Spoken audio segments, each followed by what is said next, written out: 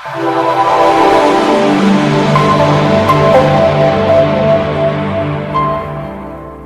तो आइए आज हम बात करेंगे इस वीडियो में न्यूट्रिशन इन ह्यूमन की। तो किस प्रकार से ह्यूमंस के अंदर न्यूट्रिशन होता है हम लोग उसके बारे में स्टडी करेंगे।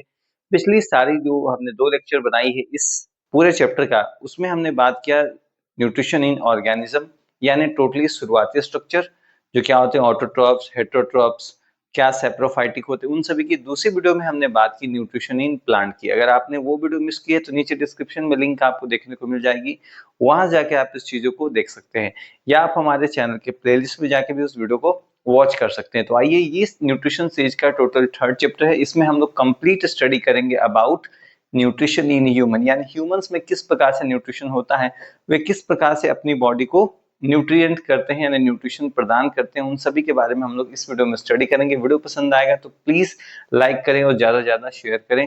और यदि आप हमारे चैनल पहली बार आए हैं तो चैनल को सब्सक्राइब करना बिल्कुल ना भूलें। आप सभी जानते हैं न्यूट्रिशन के टोटल 5 स्टेप्स होते हैं। ये आपने अमीबा में भी देखा था, टोटल 5 स्टेप्स के अंदर न्यूट्रिशन का पूरा प्रोसेस कंप्लीट होता है।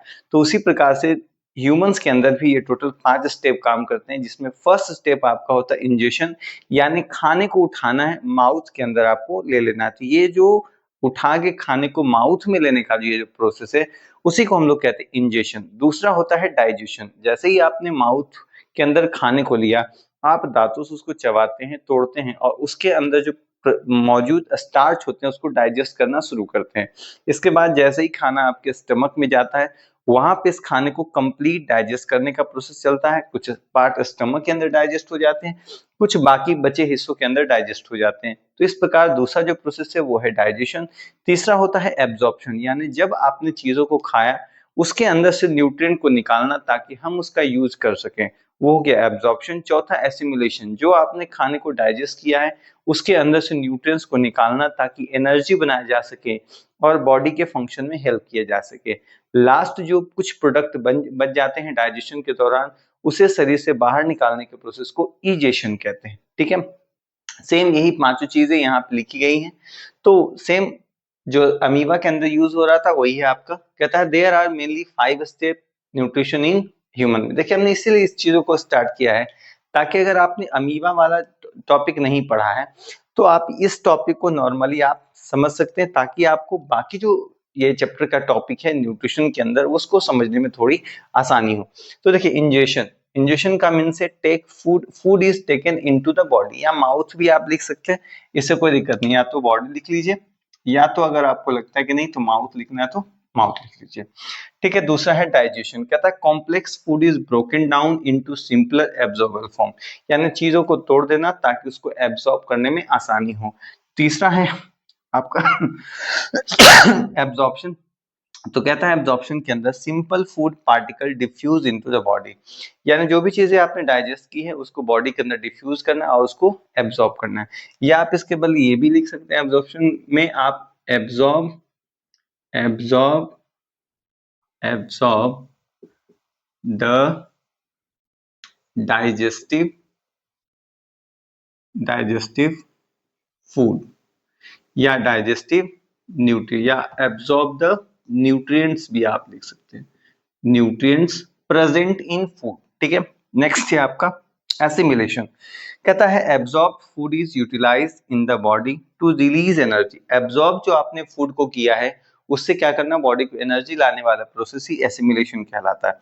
लास्ट है इजेशन। इजेशन शब्द का मतलब ही होता है elimination of waste, elimination of waste. याद कीजिए, आप कई बार यूज करते हैं क्रिकेट मैच के दौरान या किसी मैच के दौरान कि सामने वाली टीम एलिमिनेट हो गई। ठीक है, मान लेते हैं जैसे आईपीएल हो रहा था। ठीक है, आईपीएल में कई सारी टीमें नहीं जीत पाई, या कई सारी टीमें जो क्वार्टर फाइनल से ही बाहर हो गई, या लीग के मैचेस, तो आप क्या कहते हैं, सेम सामने जैसे इस बार सीएसके का परफॉर्मेंस अच्छा नहीं रहा तो आपने क्या कहा, सीएसके जो है वो आईपीएल के बाकी मैचों से एलिमिनेट हो गई। एलिमिनेट का मतलब होता है बाहर निकालना। तो यहाँ पे इजेशन शब्द का मेन मायने है एलिमिनेशन ऑफ वेस्ट, यानी चीजों को बाहर निकाल दो। साफ साफ कहा गया है undigested food materials are thrown out, यानी उसको बाहर निकाल देना।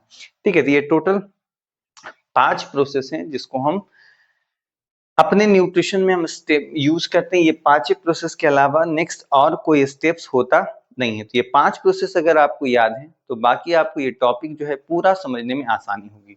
ठीक है, तो आइए अब हम लोग स्टार्ट करते हैं ह्यूमन डाइजेस्टिव सिस्टम को। मुख्यतः आपका ह्यूमन डाइजेस्टिव सिस्टम यहाँ से शुरू होता है जिसमें हम लोग चीजों को समझते हैं। चलिए तो आप सभी जो है टॉपिक डाल लीजिए, ह्यूमन डाइजेस्टिव सिस्टम। अब आपको सबसे पहले ये फिगर बनाना है। ये फिगर बनाने के बाद जो है आपको प्रत्येक पार्ट को जानना है कि प्रत्येक पार्ट का क्या नाम है।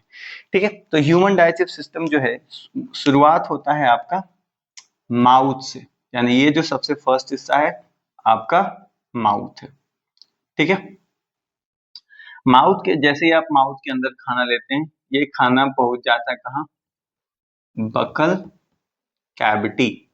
बकल कैविटी, बकल कैविटी का दूसरा नाम ओरल कैविटी भी होता है। ठीक है, इसको भूलना नहीं है। इसके बाद देखते हैं एक जगह जब होता है जब यहाँ पे आपके रेस्पिरेटरी पाइप और ये फूड पाइप दोनों जहाँ पे मिलते हैं, ठीक है, उसको हम नॉर्मली फेरिंग्स भी कहते हैं, बट यहाँ पर फेरिंग्स का कुछ ज्यादा यूज नहीं है तो इसीलिए हम इसको छोड़ देते हैं। फिर ये पाइप आपको दिखाई पड़ता है जिसका नाम है फूड पाइप। ठीक है, या इसका नाम है ईसोफेगस। आप दोनों में से जो भी वर्ड आप कंफर्टेबल हो आप उसका यूज कर सकते हैं, या तो आप फूड पाइप कहिए या तो आप ईसोफेगस कह सकते हैं। इसके बाद खाना पहुंचता है इस वाले ऑर्गन में जिससे आप सभी लोग जानते हैं। इसी के लिए तो आदमी दिन भर काम करता है, यही आपका कुछ मिले न मिले खाना मिलना चाहिए। तो खाना कहते हैं पापी पेट का सवाल है, वही है।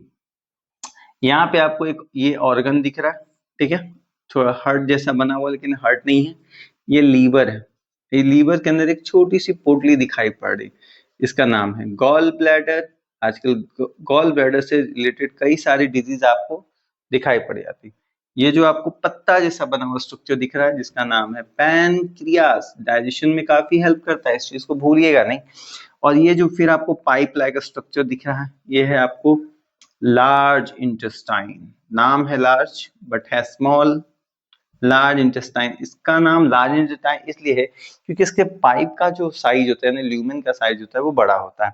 अंदर में आपको खिचड़ी पुलाव जैसे स्ट्रक्चर दिख रहे हैं, इसका नाम है स्मॉल इंटेस्टाइन। ठीक है, स्मॉल इंटेस्टाइन। फिर ये आपको छोटा सा दिख रहा है दाने जैसा स्ट्रक्चर जिसका नाम है अपेंडिक्स। वैसे तो इसका फुल नाम है वर्मी फॉर्म अपेंडिक्स क्योंकि ये वर्मी कीड़े जैसा दिखता है। ये जो खाली स्ट्रक्चर इसका नाम है रेक्टम और ये लास्ट है आपका एनस। ठीक है, यानी आप कह सकते हैं हमारा जो ह्यूमन डाइजेस्टिव सिस्टम है वो माउथ से लेके एनस तक है। इतने दूर के अंदर कई सारे आपको ऑर्गन्स देखने को मिल जाते हैं। एक सिस्टम के अंदर हम सभी को मालूम है काफी सारे ऑर्गन्स होते हैं, उन ऑर्गन्स को आपको स्टडी करना है इसके अंदर में। तो इसको जल्दी से आप लोग नोट डाउन करें, कुछ स्ट्रक्चर तो छूटा नहीं है। बाकी स्ट्रक्चर और भी हैं जैसे स्मॉल इंटेस्टाइन के अंदर आपको ड्यूडेनम, जैजुनम, इलियम पढ़ने हैं। जैसे आप स्मॉल लार्ज इंटेस्टाइन पढ़ेंगे, सॉरी उल्टा सा लार्ज इंटेस्टाइन के अंदर आप पढ़ेंगे कोलोन, सीकम, फिर आ जाएंगे और भी कई सारे ऑर्गन से। तो आइए इसको जल्दी से आप लोग नोट डाउन करिए। तो वीडियो अच्छी लग रही हो तो लाइक कर दो यार, ताकि आपको ऐसी वीडियो की नोटिफिकेशन हर बार मिल सके हमारे। चलिए तो अब हम लोग स्टार्ट करेंगे ह्यूमन डाइजेस्टिव सिस्टम को। आइए अब हम लोग उसके प्रत्येक पार्ट को जानेंगे कि आखिर ह्यूमन डाइजेस्टिव सिस्टम के अंदर कौन कौन से पार्ट होते हैं, कैसे वो वर्क करते हैं। अभी जस्ट हमने आपको फिगर के जरिए समझाया था कि कौन सा कहाँ पे है। तो आइए उसके बारे में थोड़ी जानकारी लेते हैं, फिर हम स्टार्ट करेंगे उसके कंपोनेंट्स यानी उसके अलग अलग पार्ट्स के बारे में डिटेल नॉलेज आपको मिलेगी। चलिए तो ध्यान दीजिएगा। तो सबसे पहले एक चीज याद रखिएगा, याद रखिए कि मैंने आपको प्रॉमिस किया था कि इस चैनल पे आपको कई सारी ऐसी चीजें मिलेंगी जो आपको कोई नहीं दे रहा है। ठीक है, तो उसी कड़ी में आइए हम सबसे पहले ये आपको जानते हैं, बता रहे हैं ह्यूमन डाइजेस्टिव सिस्टम के मुख्यतः 2 पार्ट होते हैं। अब ये कहिएगा ये तो आपने कभी नहीं पढ़ा होगा, बट याद रखना ह्यूमन डाइजेस्टिव सिस्टम के 2 मुख्य पार्ट होते हैं। पहले वो पार्ट जिसे हम लोग कहते हैं एलिमेंट्री कैनाल। एलिमेंट्री कैनाल का मतलब क्या हो गया, जो आपका पूरा डाइजेस्टिव सिस्टम के अंदर जो ऑर्गन्स प्रेजेंट होते हैं वो एलिमेंट्री कैनाल के हिस्से है। ये आपके ये पूरा डाइजेस्टिव सिस्टम ही एलिमेंट्री कैनाल है। इसके अलावा साथ में उसके अंदर ही कुछ ग्लैंड्स प्रेजेंट होते हैं जो मुख्यतः उनसे जुड़े होते हैं और डाइजेशन में हेल्प करते हैं। ठीक है, तो ये दिया हुआ है आपका एलिमेंट्री कैनाल में। कहता है alimentary canal in human along muscular tube, ये मुख्यतः लॉन्ग होता है और मस्क्यूलर ट्यूब से बना होता है जिसकी टोटल लंबाई लगभग 9 से 11 मीटर के आसपास है।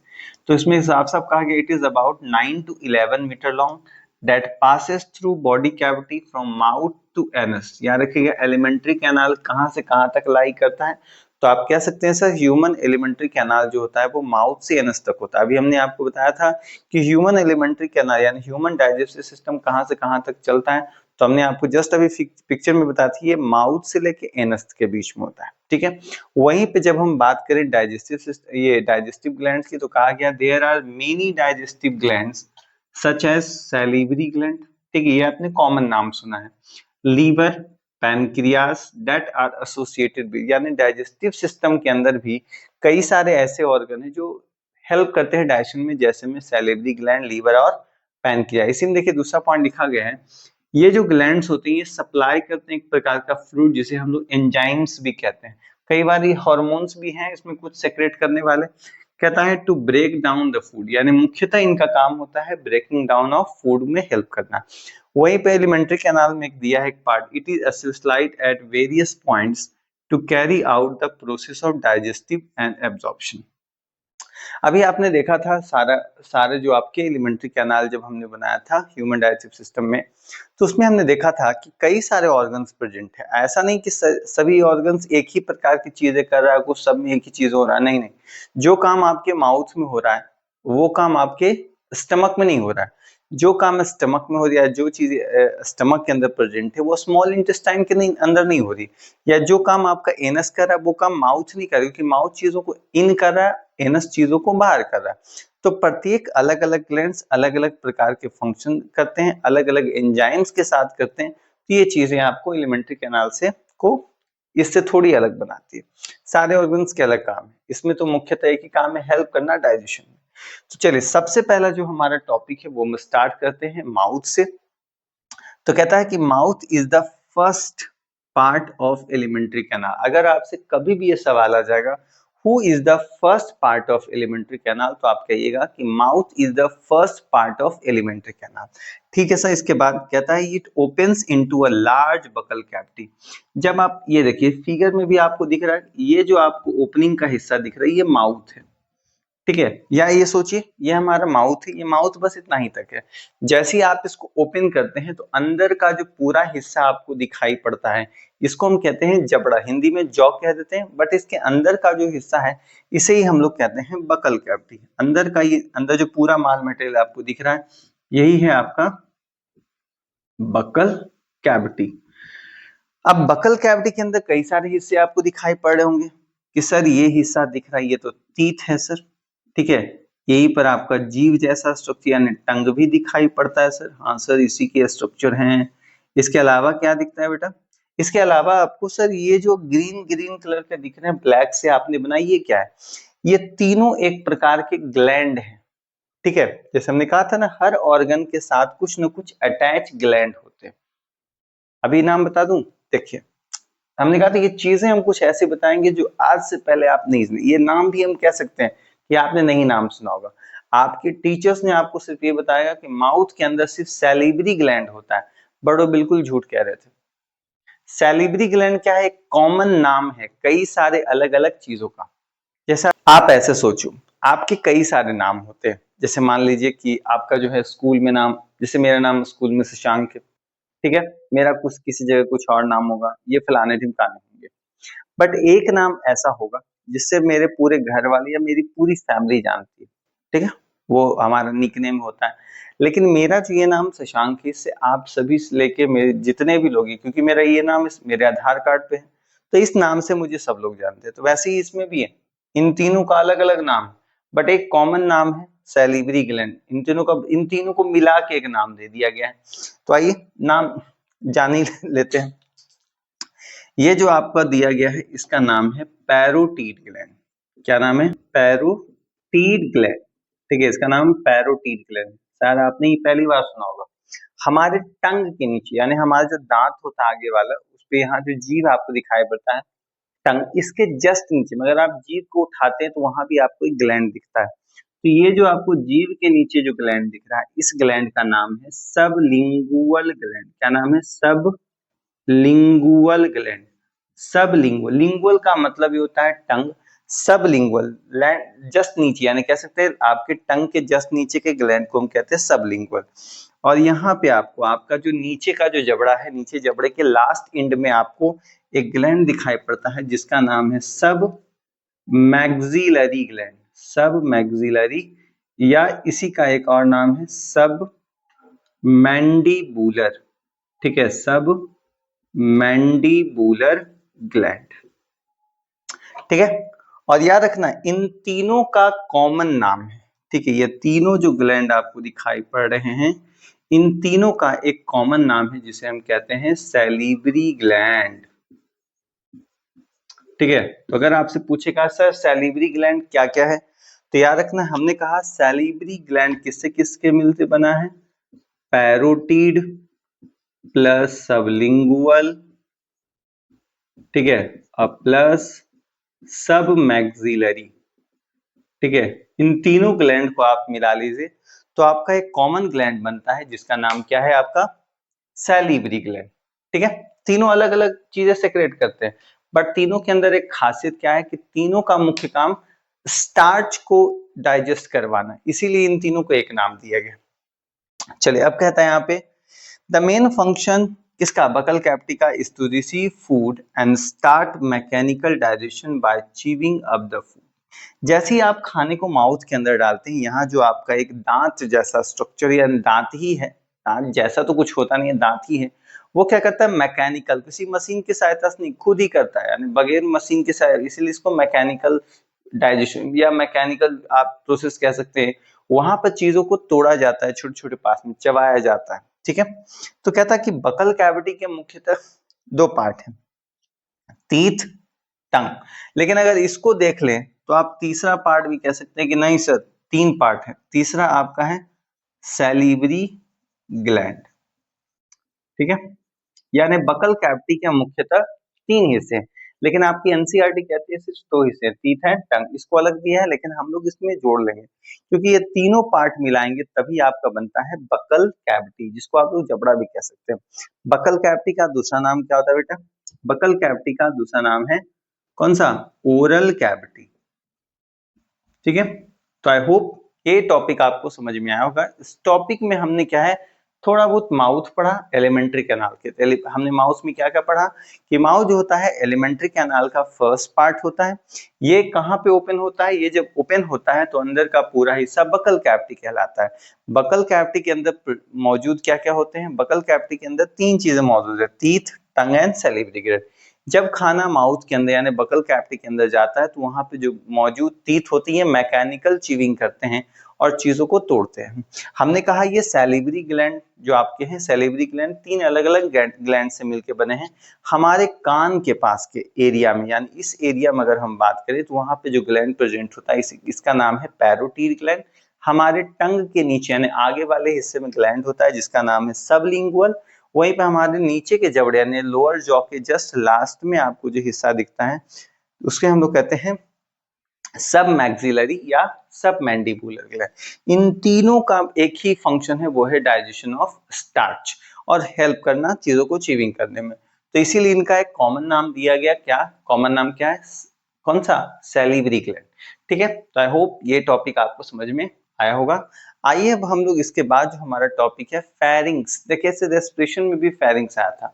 फेरिंग्स क्या होता है बेटा? देखिए सिंपल से जानिए कि जब आप एलिमेंट्री कैनाल को देखते हैं ये नाक से भी जुड़ा है। कई बार ऐसा होता है ना कि आप जब खाना खाते हैं कभी सड़क जाते हैं तो कुछ खाने या जो लिक्विड पार्ट होता है वो नाक से भी बहने लगता है। तो हमारा जो नाक का पाइप होता है और माउथ का पाइप एक जगह पे जाके ये दोनों मैच कर जाते हैं। ठीक है, तो खाना के साथ दिक्कत क्या है? ऐसे समझो, मान लो आपने ये कुछ खाया है, ठीक है, ये कुछ खाया आपने, अब ये खाना इधर जाना है क्योंकि ये यहाँ पे जो है ये है फूड पाइप। ठीक है, फूड पाइप है और ये आपका विंड पाइप है। ठीक है, ये विंड पाइप है। तो यहाँ पर एक स्ट्रक्चर प्रेजेंट होता है, ये आपको दिख रहा होगा यहाँ पर फ्लैप जैसा एक स्ट्रक्चर। ये फ्लैप जैसा जो स्ट्रक्चर का नाम है ग्लोटिस। क्या नाम है, ग्लोटिस या इपीग्लोटिस हम लोग कहते हैं। ये नॉर्मली तौर पे क्या है, खाने को फूड पाइप में जाने से बचाता है। और जब आप सांस ले, देखते इसी कारण होता है, जब आप खाते हैं तो आप चेक करिएगा उस समय सांस नहीं ले रहे होंगे, और जिस समय सांस ले रहे होंगे उसमें आप खा नहीं रहे होंगे, यानी जब तक खाना माउथ में है तब तक आप सांस मतलब जब चबा रहे होंगे या निगल रहे होंगे उस समय आप नॉर्मली क्या है, सांस नहीं ले रहे होते। अगर ऐसा प्रोसेस अगर आप करते हैं, देखते कई बार पानी पीते पीते आप सांस ले लीजिए, देखिए आप पानी नाक के थ्रू बाहर आ जाएगा, आप सरक जाएंगे, लोग आपको कहते हो अच्छा कोई तो याद कर रहा होगा, जबकि ऐसा कुछ नहीं होता है। हिचकी आने लगती है क्योंकि एसोफेगस में खाना फंस जाता है, तो लोग कहते हैं अच्छा कोई तो याद कर रहा होगा, बट ऐसा कुछ नहीं होता बेटा। बायोलॉजी में हर चीज का अपना एक जवाब है, उसी जवाब से आपको चलना पड़ेगा। तो ये खाना फूड पाइप में ही जाएगा, ठीक है, ये खाना फूड पाइप में ही जाएगा। ये इंश्योर कौन करेगा, यहाँ पे मौजूद एक छोटी सी कार्टिलेज का स्ट्रक्चर जिसका नाम होता है इपीग्लोटिस। तो सर फेरिंग्स कहाँ से आ गया, फेरिंग्स नॉर्मली तौर पे ये समझो बेटा कि आपका जो विंड पाइप है और आपका जो फूड पाइप है, इन दोनों को सेपरेट करने का जो काम है ये फेरिंग्स के द्वारा होता है, नहीं तो ये दोनों सेपरेट ही नहीं होंगे, ये दोनों तो फिर एक ही में पता चला खाना खा रहे तो वो हमारे लंग्स में जा रहा है, और सांस ले रहे वो हमारे पेट में, पेट फूल गया पूरा, इंसान की मौत हो सकती है। तो फेरिंग्स क्या है, कॉमन पैसेज है, यानी कह सकते हैं pharynx is the common passage between respiratory pipe and food pipe.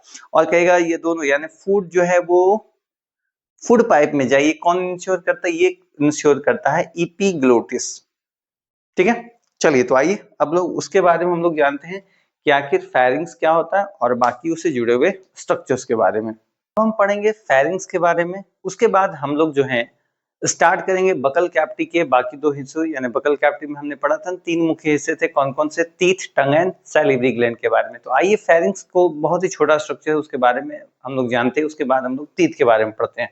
तो कहा गया है pharynx is the funnel shaped passage at the back of the throat that connects buccal cavity with the ओएसोफेगस। तो हमने कहा ना कि ये नॉर्मली तौर पे क्या होता है, जैसे मान लीजिए कोई माउथ है, ठीक है, कोई ह्यूमन का ये पार्ट है, अगर आप देखें तो हमने कहा ये आपका रेस्पिरेटरी पाइप है, और यहाँ ये जो पाइप आपको दिख रहा है ये नॉर्मली तौर पे क्या है, यहाँ पर एक स्ट्रक्चर प्रेजेंट है, ठीक है, दोनों पाइप को अलग कर रहा है। तो ये यानी जहां पे आपका फूड पाइप और जहां पे रेस्पिरेटरी पाइप दोनों एक जगह पे आके मिल रहे हैं, इसी जगह को हम कहते हैं फेरिंग्स, ठीक है। यानी ये इंश्योर भी करता है कि फूड जब हम खाएं तो वो फूड पाइप में जाए, जब हम रेस्पिरेशन ले तो वो कहाँ जाए, रेस्पिरेटरी पाइप में जाए, ठीक है। इसके अलावा लिखा it also separates respiratory pipe to food pipe, food pipe को रेस्पिरेटरी पाइप से जोड़ना, अलग करना, ये कॉमन पॉइंट जो होता है वो क्या है, आपका फेरिंग्स ही होता है, ठीक है। ये आप ऐसे भी कह सकते हैं it is the common point of respiratory pipe and food pipe, ठीक है। चलिए तो इतना ही, कुछ इसमें ज्यादा नहीं है आपका। मुख्यतः आपको जो है बकल कैविटी के अंदर मौजूद जो स्ट्रक्चर है उसके बारे में जानना है, वो काफी इंपॉर्टेंट भी है। इसमें एक फॉर्मूला भी आएगा, उसको आपको याद रखना है, फॉर्मूला कोई बड़ा नहीं है, बहुत छोटा है।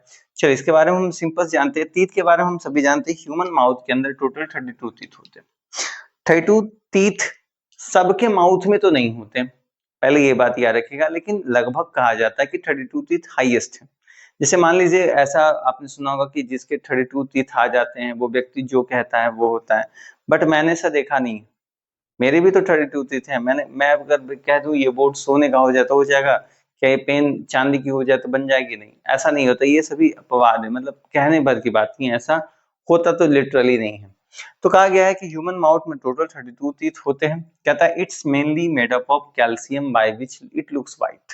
कहता है हम सभी जानते हैं कि हमारा टीथ जो होता है वो व्हाइट विजिबल होता है, बट क्यों, क्योंकि उसमें कैल्शियम की मात्रा है, कैल्शियम के साथ साथ इसमें थोड़े फास्फोरस की भी मात्रा होती है। इसी यही कारण है कि कई लोग के टीथ पूरा व्हाइट न दिख के हल्के फुल्के थोड़े येलोइश दिखते हैं। इसके और भी रीजन हो सकते हैं, जैसे आप जो पार्टिकल्स खा रहे हैं या जो फूड खा रहे हैं उसमें हल्दी की मात्रा कैसी है, या कहीं आपको पीलिया तो नहीं है, या अलग अलग बीमारियों के कारण भी होता है। अगर मेरे भी दांत यदि पीले, इसका मतलब ये नहीं कि फास्फोरस की मात्रा बढ़ गई, सोडियम की मात्रा बढ़ गई, ऐसा नहीं, लेकिन बहुत लोग के दांत बहुत ज्यादा विजिबल व्हाइट नहीं होते, वो हल्का फुल्का पेल येलो के आसपास होते हैं। कहा गया है कि इसका मुख्य काम breaking down of food in simple particles है। ये क्या करता है, चीजों को चबाता है, तोड़ता है, ताकि फूड सिंपल फॉर्म में टूट जाए, ताकि उसको डाइजेशन यानी निगलने में भी आसानी, स्वेलिंग करने में या डाइजेस्ट करने में आसानी हो, इसका ये मुख्य काम है। आप कहते हैं हमारे माउथ में टोटल 4 प्रकार के टीथ होते हैं, कौन कौन से हैं, incisor, canine, pre molar and molar. तो आइए जानते हैं ये होता क्या है। अगर आपने इंसीजर ध्यान दिया होगा तो आपने देखा होगा आपके माउथ के जो आगे के दांत होते हैं, ठीक है, आपके माउथ में जो आगे के जो दांत होते हैं वो कुछ इस डिजाइन के दिखते हैं, ठीक है, इसी प्रकार के दिखते हैं। तो कह सकते हैं कि it is also called, it is also called cutting teeth. इसका इसे हम लोग कटिंग टीथ भी कहते हैं, क्योंकि किसी चीज को काटना हो तो वो आगे वाले दांतों से चार, जो आपकी चार ऊपर चार नीचे दिखते हैं ना, यही आपके क्या है, इंसीजर होते हैं, ठीक है। It is 8। देखिए 8 को हम दो पार्ट में लिखेंगे, 4+4 इन नंबर्स। फिर सर 4+4, ये तो हमको मालूम था कि 8 होते हैं, बट बेटा 4+4 उसलिए नहीं लिखा गया, वो इसलिए लिखा गया कि 4 अपर साइड में, 4 लोअर साइड में। तो यदि आपसे पूछेगा बताए अपर जॉ इंसीजर की मात्रा कितनी होती है, तो आप कह सकते हो ना कि 4 होती है, इसीलिए हमने इस फॉर्म में लिखा है, ठीक है, इसको समझ जाना है। इफ हम लिख देते हैं UL, समझ जाएगा, U for upper, L for lower, ठीक है। तो इसका याद रखना है, इसे हम लोग कहते हैं कटिंग टीथ, इसकी संख्या होती है 8। और याद रखना इसका जो सरफेस होता है ये फ्लैट होता है, फ्लैट होता है, ठीक है। तो कह सकते हैं the upper surface of this teeth is flat, ये फ्लैट होते हैं, ठीक है। वहीं पे जब आप कनाइन को देखते हैं, कनाइन वो कनियाए वाला नहीं, कनाइन है, ये नॉर्मली थोड़े से आपको इस प्रकार के आपको दिखाई पड़ेंगे, ठीक है, यानी ऊपर का जो हिस्सा आपको ये पॉइंटेड दिखता है, इसके बारे में याद रखना है, ठीक है। इसको कहते थे cutting teeth. It is also, it is helping लिख देते हैं, ठीक है, it is helping in tearing of food, tearing of food. ऐसे याद रखिए, जब भी आप कोई मांसाहारी जीव को देखें या मांस जब आप खाते हैं तो सामने के दांत से उसको चीरने की इच्छा नहीं होती, मतलब आप करते ही नहीं, आप हमेशा देखते हैं आप किनारे का जो थोड़ा सा आपको चार दांत के बाद का जो दांत दिखता है आप उसका यूज करते हैं, उसका काम ये चीजों को टीयर करना, चिड़ना फाड़ना उसी का काम है, इसलिए इसको टीयरिंग टीथ भी आप कह सकते हैं। इसमें कहा गया इट इज 18 नंबर, बट ऐसा नहीं है, इट इज 4, 2+2 इन नंबर। दो होते हैं पर दो एक ही जगह पे नहीं होते हैं, एक लेफ्ट राइट फिर लेफ्ट फिर राइट, ठीक है, ऐसे आपको देखने को मिलेंगे। The upper surface of this teeth is flat, बस इसमें नहीं है, तो इसमें लिखेंगे the upper surface of this teeth is pointed. इसके जो अपर सरफेस होते हैं वो कैसे हैं, ये पॉइंटेड, पॉइंटेड है, ठीक है। चलिए, तो ये तो हो गया आपका कनाइन का। अब प्री मोलर मोलर का देखिए एक ही स्ट्रक्चर है, ये थोड़े से इसका स्ट्रक्चर थोड़ा कम चौड़ा होता है, इस प्रकार का ये इसका है। इसकी बात करें तो थोड़ा सा ये ज्यादा ब्रॉडर होता है उसकी अपेक्षा, ठीक है। कहीं कहीं पे इसमें 3 लेग्स दिखाई पड़ेंगे, कहीं कहीं पे 2 लेग्स दिखाई पड़े, कुछ इसी जैसा होता है। फिगर नहीं बन रहा है अच्छा, तो कोई बात नहीं, बनाइए, बार बार बनाइएगा, ऐसे भी याद हो जाएगा, हम तो अच्छा फिगर बनाते ही हैं।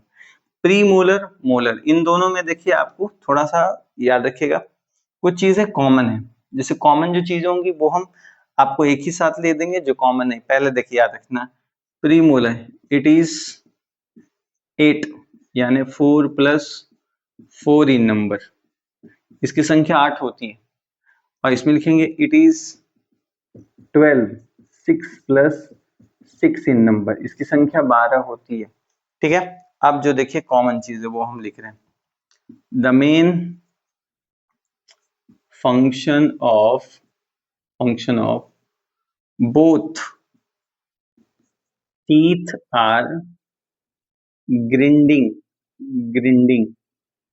of food, यानी किसी चीजों को ग्रिंड कर देना, बिल्कुल मसल देना, पिस देना, ये किसका काम है, आपका प्री मोलर है, मोलर का काम, इन्हीं दोनों टीथ के द्वारा ये कामों को अंजाम दिया जाता है, ठीक है। इसको याद रखिएगा कि इसका जो होता है इसमें और कुछ बताने की आपको जरूरत नहीं है, बस मुख्यतः आपसे यही पूछेगा, आपसे पूछेगा नंबर्स, इंसीजर की संख्या कितनी है, तो आप कहिएगा 8, आपसे पूछे कनाइन की संख्या तो 4, प्रीमोलर की संख्या 8, और आपसे अगर पूछेगा कि बताइए मोलर की संख्या क्या है, तो मोलर की संख्या 12 है। तो सर याद कैसे रहेगा?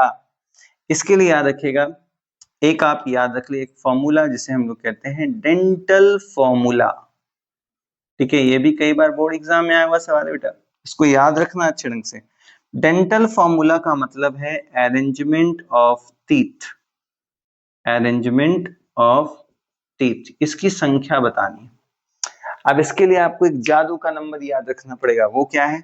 वो है आपका formula ICPM by ICPM। Sir ये है क्या? I का मतलब इंसीजर, की C का मतलब कनाइन, P का मतलब प्रीमोलर, M का मतलब मोलर, फिर नीचे है इंसीजर, कनाइन, प्रीमोलर, मोलर। आप ऐसे सोचो, आप किसी भी दांत का अरेंजमेंट ले लो, मान लो आप बना रहे हो स्ट्रक्चर, ठीक है, हम एक साइड के एक ह्यूमन का बना लेते हैं, उसी हिसाब से समझेंगे। तो ऊपर में आपको क्या दिखेगा? पहले 2 दिखेंगे इंसीजर, नीचे भी क्या दिखेंगे? 2 इंसीजर। ठीक है सर, ऊपर 2 इंसीजर, नीचे 2 इंसीजर। इसके बाद आपको दिखेगा एक कनाइन नीचे, एक कनाइन ऊपर, मतलब एक ऊपर दिख रहा है, एक नीचे दिख रहा है। ठीक है, इसके बाद क्या दिखेगा? इसके बाद दिखेगा आपको 2 2, ठीक है, 2 प्रीमोलर ऊपर, 2 प्रीमोलर नीचे। इसके बाद क्या दिखेगा सर? ऊपर आपको दिखेंगे 3 मोलर, इधर भी आपको दिखेंगे 3 मोलर, तो 3 हो जाएगा। यानी आप कह सकते हैं कि आप में क्या दिखा? 2 आई दिखा, 1 सी दिखा, 2 प्रीमोलर दिखा, 3, यानी 2 1 2 3।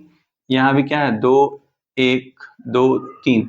तो इस प्रकार से तो कहेगा सर कितना हो जाएगा? 2 1 3 3 2 5 3 8, यानी ऊपर एक साइड में 8 तीत, नीचे एक साइड में 8 तीत, तो 16 ही होते, 32 कहाँ हुए सर? इसको 2 से मल्टीप्लाई कर दो। अरे एक साइड में देख रहे हो ना आप, एक साइड में 16 तो दूसरी साइड में 16, 16 16 32, हम तुमसे कटते। तो ये आपका फॉर्मूला है आपका ICPM का। तो सर कुछ कुछ और चीजें छूट गई, आपने तो बताया ही नहीं। हमने तो पढ़ा है दांत 2 प्रकार के होते हैं, तो हाँ वो भी होते हैं, चलो वो भी आपको हम बता ही देते हैं। चलिए कुछ चीजें आप याद रखिएगा। चलिए यहीं पे है जगह, तो यहीं पे लिख देते हैं। टीथ आर 2 टाइप्स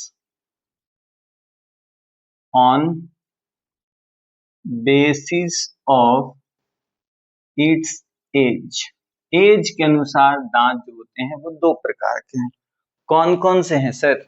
ये 2 प्रकार के जो टीथ हैं, एक का नाम है मिल्क टीथ और एक का नाम है आपका permanent teeth. Permanent teeth, milk teeth का एक दूसरा नाम होता है जिसे हम लोग कहते हैं टेम्पररी टीथ। ठीक है, टेम्पररी टीथ। देखो आप जैसे लिख रहे हो ना वैसे ही लिखना, उसके बाद इस चीजों को लिखना।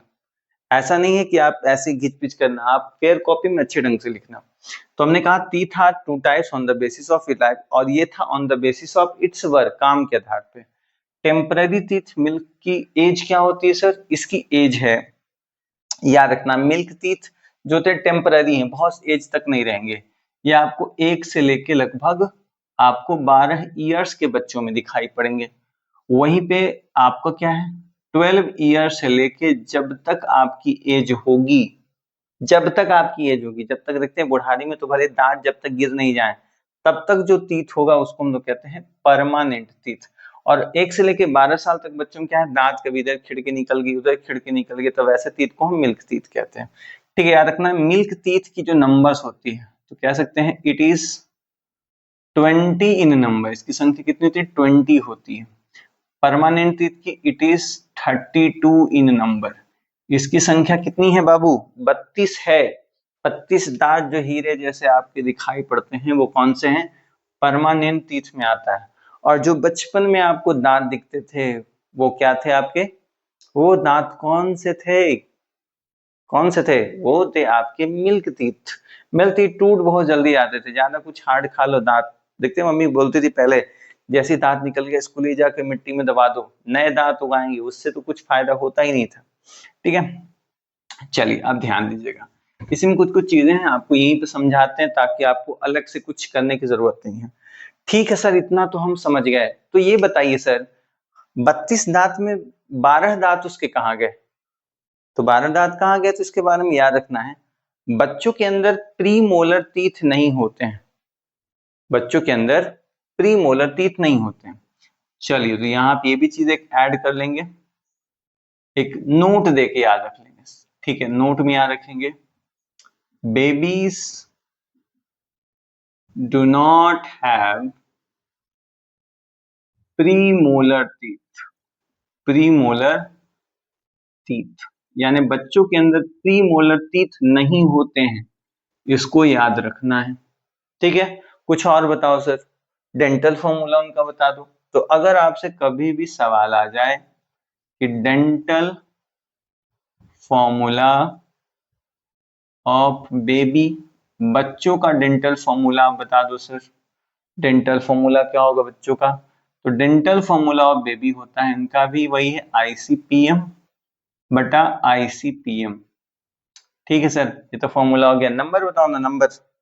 तो अभी हमने जस्ट कहा उनके अंदर सिर्फ प्रीमोलर टीथ नहीं है, लेकिन 2102 बटा 2102, 2102, 2102, तो 2 प्रीमोलर, 1 कनाइन, 0 प्रीमोलर और 2 मोलर, मोलर में भी इनमें कमी है। अगर आप देखें तो कितना हो जाएगा, 2 1 3 3 2 5 5 5 10, 10 दूनी 20, इसीलिए इनमें क्या है, डेंटल फॉर्मूला आपको 20 ही दांत के हैं। हमारे अंदर डेंटल फॉर्मूला कितने के हैं, 32 दांतों के हैं, क्योंकि हम सभी क्या हैं, ह्यूमन है, बड़े वाले ह्यूमन। छोटे ह्यूमन होते तो हमारे अंदर भी क्या होता, 20 ही दांत दिखाई पड़ते। तो ये टोटल था आपका टीथ के बारे में। आई होप आपको ये चीजें समझ में आई होंगी, अच्छे से आपने समझा होगा टीथ के बारे में, क्योंकि थोड़ी सी मेहनत की है हमने आपको पढ़ाने में, ठीक है। तो ये था आपका पूरा। आप जैसे जैसे वीडियोस को देख रहे हैं वैसे वैसे ही आप नोट्स में लिखेंगे, ऐसा नहीं कि आप जैसे तैसे लिख लिया ताकि आपके सारे नोट्स ही गड़बड़ा जाए, ठीक है। तो आई होप ये टॉपिक आपको समझ में आया होगा। तो आइए अब हम लोग टंग के बारे में, उसके बाद हम लोग सैलिवरी ग्लैंड के बारे में पढ़ते हैं। कमेंट में आप ये जरूर हमें बताएं, क्या आपको स्लाइड वाले से ज्यादा समझ में आता है, या फिर जब हम आपको लिख के समझाते हैं तो वो आपको टॉपिक ज्यादा समझ में आता है, ताकि जो है हमें वीडियो बनाने में आगे आसानी हो कि आप किस तरीके की वीडियो हमसे चाहते हैं, ठीक है। अभी तो हमारे पास डिजिटल बोर्ड का सेटअप नहीं है, बट यदि आपका सहयोग रहा तो जरूर एक दिन हम डिजिटल बोर्ड के सेटअप में और इसको अच्छे ढंग से हम लोग पढ़ेंगे। तो चलिए अब हम लोग मिलते हैं अगले स्लाइड में, ताकि हम लोग इसको हम और आपको अच्छे ढंग से समझा सकें। तो इसको तब तक नोट डाउन करें। वीडियो पसंद आ रहा होगा तो प्लीज आप जो है लाइक कर दें, शेयर करें और उन तक वीडियो को पहुंचाएं जिनको इस वीडियो की नीड है। में जाने से पहले हमें कुछ और बातों का ध्यान रखना है जो टीथ के अंदर प्रेजेंट होते हैं। कई बार मान लो वैसे क्वेश्चन आ गए तो आपको जवाब तो देना ही पड़ेगा, और अगर आपसे नहीं बना तो फिर आप हमारे वीडियो से पढ़ो तो हमें सुनाओगे कि सर आपने तो पढ़ाया नहीं था, क्वेश्चन आ गया हमारे बोर्ड में। तो चलिए उसको देख लेते हैं। तो हम लोग पढ़े लेयर्स ऑफ टीथ, हमारे टीथ कितने लेयर्स में बने हैं हम लोग उसके बारे में। ये नहीं कि लेयर टीथ के ऊपर टीथ, ऐसे नहीं, वो वाला लेयर नहीं, दूसरा लेयर है। तो क्या गया, there are mainly 3 layers of teeth, ठीक है। सबसे फर्स्ट इनामेल। सर फिगर से समझाओ, फिगर से ज्यादा समझ में आता है। चलिए तो ऐसे समझिए, मान लेते हैं ये हमारा तीत है, बहुत बड़ा तीत है सर, छोटा करो इसको, ठीक है बेटा, इसको मान लेते हैं ये तीत है हमारा, छोटा तो नहीं होगा तो फिर समझ में चीजें आएंगी नहीं, छोटा नहीं करते हैं, बस इसको स्ट्रक्चर को हम ध्यान से समझिएगा, ठीक है। चलिए, तो सबसे पहले होता है इनामेल, जो लेयर हमें दिखाई पड़ता है, ठीक है, इसी को हम कहते हैं इनामेल, ठीक है। तो इनामेल के बारे में याद रखना, it is outer part of teeth, ठीक है, it is outer part of teeth. और एक बात यह और, enamel is the hardest substance, hardest substance of our body. क्या रखना है कि इनामेल जो है हमारे शरीर में पाया जाने वाला सबसे हार्डेस्ट सब्सटेंस। तो सोचो हमारा दांत कितना मजबूत होगा, यानी ये जो इनामेल का ये पूरा लेयर है, इसका तो पूरा एक लेयर होगा ना, तो ये जितना दूर आपको इनामेल दिखाई पड़े समझ जाना है सबसे हार्डेस्ट सब्सटेंस है, ठीक है, ये पूरा लेयर है। जब हम इसके अंदर में आते हैं, ठीक है, जब हम इसके और अंदर में आएंगे तो दूसरा एक लेयर होता है, ये जो आपको लेयर दिख रहा है इन दोनों के बीच में, इसका नाम है डेंटाइन, ठीक है। और नीचे का ब्लू वाला जो के अंदर लेयर, इसका नाम है पल्प। यानी दांत के टोटल 3 लेयर हैं। तो कह सकते हैं dentine is the mid layer of teeth. तो सर ये भी किसका बना है? It is made up of cement like material, cement like material. ऐसे तो आप क्लास 11 में जाओगे तो आप पढ़ोगे डेंटाइन के अंदर भी एक और लेयर होता है जिसे हम सीमेंट ही कहते हैं। मतलब दांत के वहां पे आपको 4 पार्ट पढ़ने हैं, बट इसको हमने एक ही साथ में मर्ज कर दिया, उतना पढ़ने की क्या जरूरत है। पल्प के बारे में याद रखना है। पल्प के बारे में बता सकते हैं, it is the softest part of our teeth. हमारे दांत का सबसे सॉफ्ट जो पार्ट है वो क्या हमारा पल्प होता है। यहीं पे हमारा जो नर्व्स होते हैं, आपके जो नर्व्स पाए जाते हैं, ये नर्व्स हैं, ये नर्व्स पाए जाते हैं। जब आप देखते हैं दांत उखाड़ते हैं, ऐसे तो दांत निर्जीव है, ठीक है, नॉन लिविंग है, बट अब इसको निकालते हैं तो बड़ा दर्द होता है, पेन होता है। क्यों? क्योंकि यहाँ जो सॉफ्ट, देखो हार्ड में तो नर्व्स हो नहीं सकते ना, तो अंदर का लेयर सॉफ्ट बना दिया है भगवान। देखते हैं कोई इंसान यदि बाहर से अगर हार्ड दिख रहा है, जैसे मान लो कि आपको अगर हम हार्ड दिख रहे होंगे बहुत रूड जैसे, तो हो सकता है कि मेरा जो अंदर का जो कह सकते हैं मन हो वो थोड़ा सॉफ्ट हो। आप अच्छी अच्छी बात तो करेंगे, हम थोड़े रिझा जाएंगे, तो ऐसे वाला समझे। तो जरूरी नहीं कि हर बाहर से दिखने वाला इंसान अंदर से खराब हो। तो वैसे ही कि दांत भले ही बाहर से हार्ड दिख रहा है, लेकिन इसका अंदर का जो मटेरियल है वो काफी ज्यादा क्या है, सॉफ्ट है, जिसे हम लोग पल्प कहते हैं, ठीक है। यहीं पे आपका नर्व्स प्रेजेंट होता है, जो भी सेंसेशन वगैरह होता है वो इसी वाले हिस्से में होता है। तो सर इसके बाद आपने लिखा है पार्ट्स ऑफ टीथ, ये क्या है सर? क्राउन, नेक, रूट।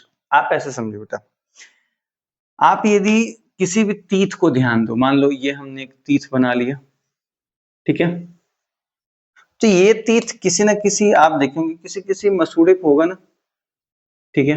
ये मान लेते हैं ये गम है आपका, ठीक है, गम है। तो अगर आप किसी भी दांत को देखो तो उसमें कई सारे हिस्से दिखते हैं। जो आपको पार्ट दिखता है इसे हम लोग कहते हैं क्राउन। क्या कहते हैं? क्राउन। यानी जो आपको हिस्सा दिख रहा है, नहीं देखने में किसी मुकुट के जैसा लगता है, जो हिस्सा आपके गम के पे रखा होता है उसको हम लोग कहते हैं नेक। और नीचे का जो हिस्सा जो मसूड़े के अंदर होता है इसे हम लोग कहते हैं रूट। यानी दांत के मुख्यतः 3 रीजन है। Crown is the visible part of teeth. Crown के बारे में कह सकते हैं it is the visible part of teeth, ठीक है। नेक क्या है? It lie between root and crown, ठीक है। क्राउन और रूट के बीच में होता है। रूट क्या है? द पार्ट दैट लाई इन गम। जो पार्ट गम के अंदर में होता है, गम में डूबा है बेचारा, उसी को हम रूट कहते हैं। तो ये नॉर्मली तौर पे हो गए टीथ के आपके पार्ट्स। अब आपको जो जानकारी प्राप्त करनी है वो है टंग के बारे में, ठीक है। अब आपको जानकारी प्राप्त करनी है टंग के बारे में। सर टंग भी पढ़ना है? टंग भी पढ़ना है बेटा। देखिए टंग के बारे में ही जानिए, जो भी है चीजें हम बताते हैं, बहुत छोटा है इसीलिए हम ऐसे पढ़ा नहीं, तो आपको स्लाइड बना के हम लिख के आपको पढ़ाते हैं। कह सकते हैं tongue is a muscular organ, muscular organ muscle से बना, इसमें किसी प्रकार का कोई बोन नहीं है, ठीक है। अगर आप टंग को ध्यान दो, इस प्रकार के आपको टंग दिखाई पड़ेंगे सर। हाँ कुछ ऐसा ही होता है sir. It's main function, its main function is to mixing food with saliva। saliva के साथ मिक्स करना इसका काम है, किसका? टंग का काम। और तो कुछ काम नहीं है ना। स्वेलिंग में हेल्प करना है, बट छोड़ो उतना लिखने की जरूरत नहीं, ये लिख देंगे तो बहुत है। टंग में याद रखना है। टंग इंपॉर्टेंट क्यों है? देखिए टंग के अंदर प्रेजेंट होते हैं क्या? Taste receptors. तो ये भी लिख लेते हैं।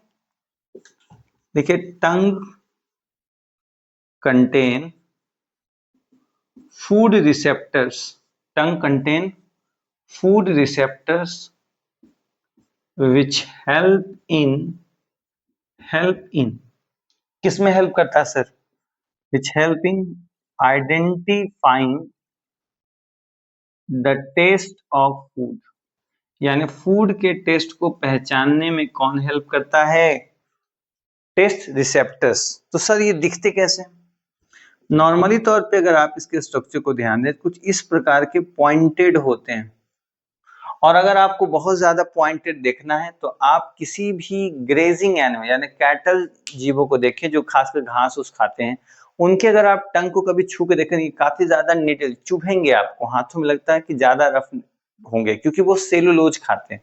सेलुलोज के डाइजेस्ट करने के लिए क्या होता है कि उनके पास टंग के अंदर ये ज्यादा पॉइंटेड होते हैं, जबकि हमारा जो आपको दिखेगा ये सरफेस थोड़ा स्मूथ, अगर आप अपने ही जीभ को टच करें तो उतना ज्यादा रफ नहीं दिखेगा, स्मूथ ही दिखेगा आपको, क्योंकि हमारा जो ये जो पॉइंटेड वाला हिस्सा होता है ये थोड़ा सॉफ्ट हो यानी सोया हुआ रहता है। ज्यादा अगर आप सेलुलोज वाला फूड खाएंगे तो ये टेंटिकल्स जैसे खड़े हो जाएंगे, जब भी आप उसको छुएंगे तो आपको लगेगा कुछ चुभ रहा है, ठीक है। तो सर टेस्ट कैसे पहचानता है? टेस्ट रिसेप्टर है ना, इसका भी रीजन है। अगर आप आगे के हिस्से को ध्यान दें, ठीक है, इस हिस्से को ध्यान दें, ये मुख्यतः जो है आपको पहचान करेगा किसकी?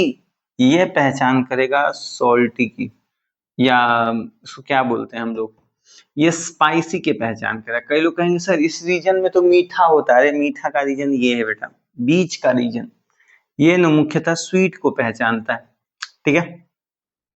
किनारे के ये दो हिस्से जो होते हैं, यहाँ पे भी यहाँ पे भी, ये जो मुख्यतः हिस्सा होता है ये बीटर टेस्ट को पहचानता है, कड़वा। और ये जो रीजन आपको दिखाई पड़ता है ये मुख्यतः सॉल्टी और सोर, ठीक है। तो ये मुख्यतः कुछ रीजन्स होते हैं आपको जीव के अंदर जिसका काम होता है आइडेंटिफाई करना टेस्ट को, ठीक है। तो ये था आपका पूरा टंग और टीथ के बारे में। अब आइए, अब हम लोग पढ़ेंगे सैलिवरी ग्लैंड के बारे में। वीडियो पसंद आ रही होगी आपको, बिल्कुल पसंद आ रही होगी, ये आप कह नहीं सकते कि वीडियो आपको नहीं पसंद आ रही होगी, वीडियो पसंद आ रही होगी क्योंकि आपका चैप्टर पढ़ा हुआ है, काफी आसान भी आपको लग रहा होगा।